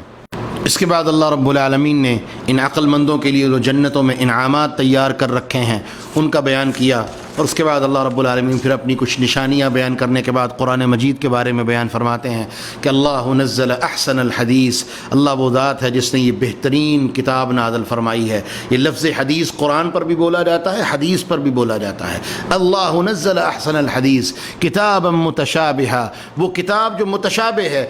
دو معنی ہیں اس کے کہ اس کی آیتیں آپس میں ایک دوسرے کے ساتھ متشابہ ہیں، اور دوسرا معنی کہ یہ آیت حدیث اور قرآن کے بارے میں ہے کہ اللہ نے قرآن اور اس کی ایک متشابہ حدیث کی شکل میں عطا کی ہے کہ قرآن جیسی قرآن کی آیتیں ہیں ویسی ہی حدیث کی باتیں ہیں، کیونکہ حدیث اصل میں قرآن ہی کی تشریح ہے۔ اللہ رب العالمین فرماتے ہیں مثانی، اور دونوں پڑھی جانے والی ہیں، قرآن کی آیتیں بھی پڑھی جاتی ہیں، حدیث کی بھی پڑھائی کی جاتی ہے، حدیث کی بھی تلاوت کی جاتی ہے۔ حدیث چونکہ قرآن کی تفسیر ہے، قرآن کو سمجھنے کے لیے حدیث پڑھی جاتی ہے، اور دونوں بار بار پڑھی جانے والی چیز ہیں۔ اور اس کا فائدہ کیا ہے؟ تقشعر منہ جلود الذین یخشون ربہم، اس سے ان لوگوں کی چمڑیاں اور ان کے رونگٹے کھڑے ہو جاتے ہیں، وہ لوگ جو اپنے رب سے ڈرنے والے ہیں۔ ثم تلین جلودہم، پھر ان کی چمڑیاں اور ان کے رونگٹے نرم پڑتے ہیں، ان کے دل نرم پڑتے ہیں۔ وقلوبہم الی ذکر اللہ، اللہ کا ذکر سنتے ہیں، رونگٹے کھڑے ہوتے ہیں، پھر ان کے دلوں میں نرمیاں آتی ہیں اور اللہ کے ذکر کی طرف دوڑتے چلے جاتے ہیں، جھک جاتے ہیں، عاجزی اختیار کرتے ہیں۔ ذالک ہدی اللہ، اللہ فرماتے ہیں یہی ہدایت کی نشانی ہے۔ ذکر سنیں، ایمان تازہ ہو جائے اور فوراً اپنے رب کے سامنے سر بسجود ہو جائے۔ وَمَن ذَلِكَ هُدَى اللَّهِ يَهْدِي بِهِ مَن يَشَاءُ، اور اللہ جس طرح چاہے اس ہدایت کے ذریعے جسے چاہے ہدایت عطا فرمائے۔ وَمَن يُضْلِلِ اللَّهُ، اور اس کے مقابلے پہ اللہ جس کو گمراہ کر دے، فَمَا لَهُ مِنْ هَادٍ، اور یاد رکھو اس کے لیے کوئی ہدایت نہیں ہے۔ اس کے بعد اللہ رب العالمین نے کچھ گمراہ لوگوں کی باتیں کی، اور ان کی ساری باتیں کرنے کے بعد اللہ رب العالمین فرماتے ہیں وَلَقَدْ ضَرَبْنَا لِلنَّاسِ فِي هَذَا الْقُرْآنِ مِنْ كُلِّ مَثَلٍ، قرآن میں اللہ نے مثالیں بیان کی، کس لیے؟ تاکہ ان لوگوں کو مثالوں سے سمجھ آ جائے، تاکہ یہ نصیحت پکڑ لیں، غور و فکر۔ رب العالمین نے پہلے جب کہا کہ قرآن کے اندر ہم نے مثالیں بیان کی ہیں تاکہ لوگ غور و فکر کریں، تو ایک مثال اللہ نے توحید کی مثال بڑی خوبصورت بات سمجھائی۔ اللہ فرماتے ہیں ضرب اللہ مثل الرجل فیہ شرکاء، ایک غلام ہے، اللہ اس کی مثال دیتے ہیں کہ اس غلام کے کئی مالک ہیں، ایک غلام کے 2 3 4 5 6 10 مالک، ایک سے زیادہ مالک، شرکاء متشاکسون، اور وہ آپس میں الجھتے رہتے ہیں، آپس میں مخالف ہیں، ضد پہ ہیں۔ ایک چاہتا ہے میں اپنے اس غلام کو اس کام پہ لگاؤں، دوسرا کہتا ہے نہیں، تیرا بوتا غلام نہیں، میرا بھی غلام ہے، میں اس کو اس کام پر لگاؤں گا، تو اس کا زیادہ مالک نہیں ہے، میں بھی اس کا مالک ہوں، میں یہ کام کرواؤں گا۔ اللہ فرماتے ہیں اور ایک وہ بندہ ہے وَرَجُلًا سَلَمًا لِرَجُلٍ، ایک بندہ وہ ہے جو صرف ایک کا غلام ہے۔ هَلْ يَسْتَوِيَانِ مثلا، ذرا بتاؤ وہ دونوں برابر ہو سکتے ہیں؟ کامیاب غلام کون ہے؟ جو صرف ایک کا غلام ہے، ایک کی بندگی کرنے والا ہے۔ جو 10 کے پیچھے جائے گا وہ اپنے آپ کو ذلیل، رسوا، برباد کروا لے گا، کبھی کامیاب نہیں ہو سکتا۔ اللہ رب العالمین فرماتے ہیں الحمدللہ، تمام تعریفیں اللہ کے لیے ہیں، اور اللہ تو ہی تعریفوں کا حقدار ہے کہ تو نے ہمیں توحید جیسی نعمت عطا فرمائی اور غیروں کے در سے ہمیں غنی کر دیا، اس سے بڑی نعمت کو نہیں ہو سکتی۔ بل اکثرهم لا يعلمون، اور اکثر لوگ ان چیزوں کو نہیں جانتے۔ اور اس پارے کے اختتام میں اللہ نے ایک بہت بڑی بات جو ہمارے کئی بھائیوں کا عقیدہ نہیں ہے، اللہ نے اس کی وضاحت فرما دی، انک میت وانہم میتون۔ میرے رسول، جس طرح یہ سب کے سب فوت ہو جانے والے ہیں، جس طرح یہ سب کے سب دنیا سے چلے جانے والے ہیں، آپ بھی اسی طرح دنیا سے جانے والے ہیں۔ ثم انکم یوم القیامت عند ربکم تختصمون، اور پھر تمہارے جھگڑوں کے فیصلے اللہ کل قیامت کے دن کرے گا۔ رسول کو بھی موت آئے گی، یہ اللہ کا حکم ہے، کیونکہ مخلوق اس کے لیے موت لازم ہے، خالق کے لیے موت نہیں ہو سکتی۔ اس لیے جو لوگ رسول اللہ صلی اللہ علیہ وسلم کو مردہ تصور نہیں کرتے، آپ کو دنیا سے چلے جانے والا اور آپ کی موت کے قائل نہیں ہیں، میرے بھائیو تم اصل میں قرآن کے منکر ہو۔ اس سے زیادہ میں کچھ نہیں کہنا چاہتا۔ اللہ سے دعا ہے اللہ ہمیں سمجھنے اور عمل کرنے کی توفیق عطا فرمائے۔ اللہ نے توفیق دی تھی تو کل سورہ زمر کا اگلا حصہ جو 24ویں پارے میں ہے اس کا خلاصہ اور باقی صورتوں کا خلاصہ لے کے آپ کی خدمت میں حاضر ہوں گے۔ وآخر دعوانا ان الحمد للہ رب العالمین۔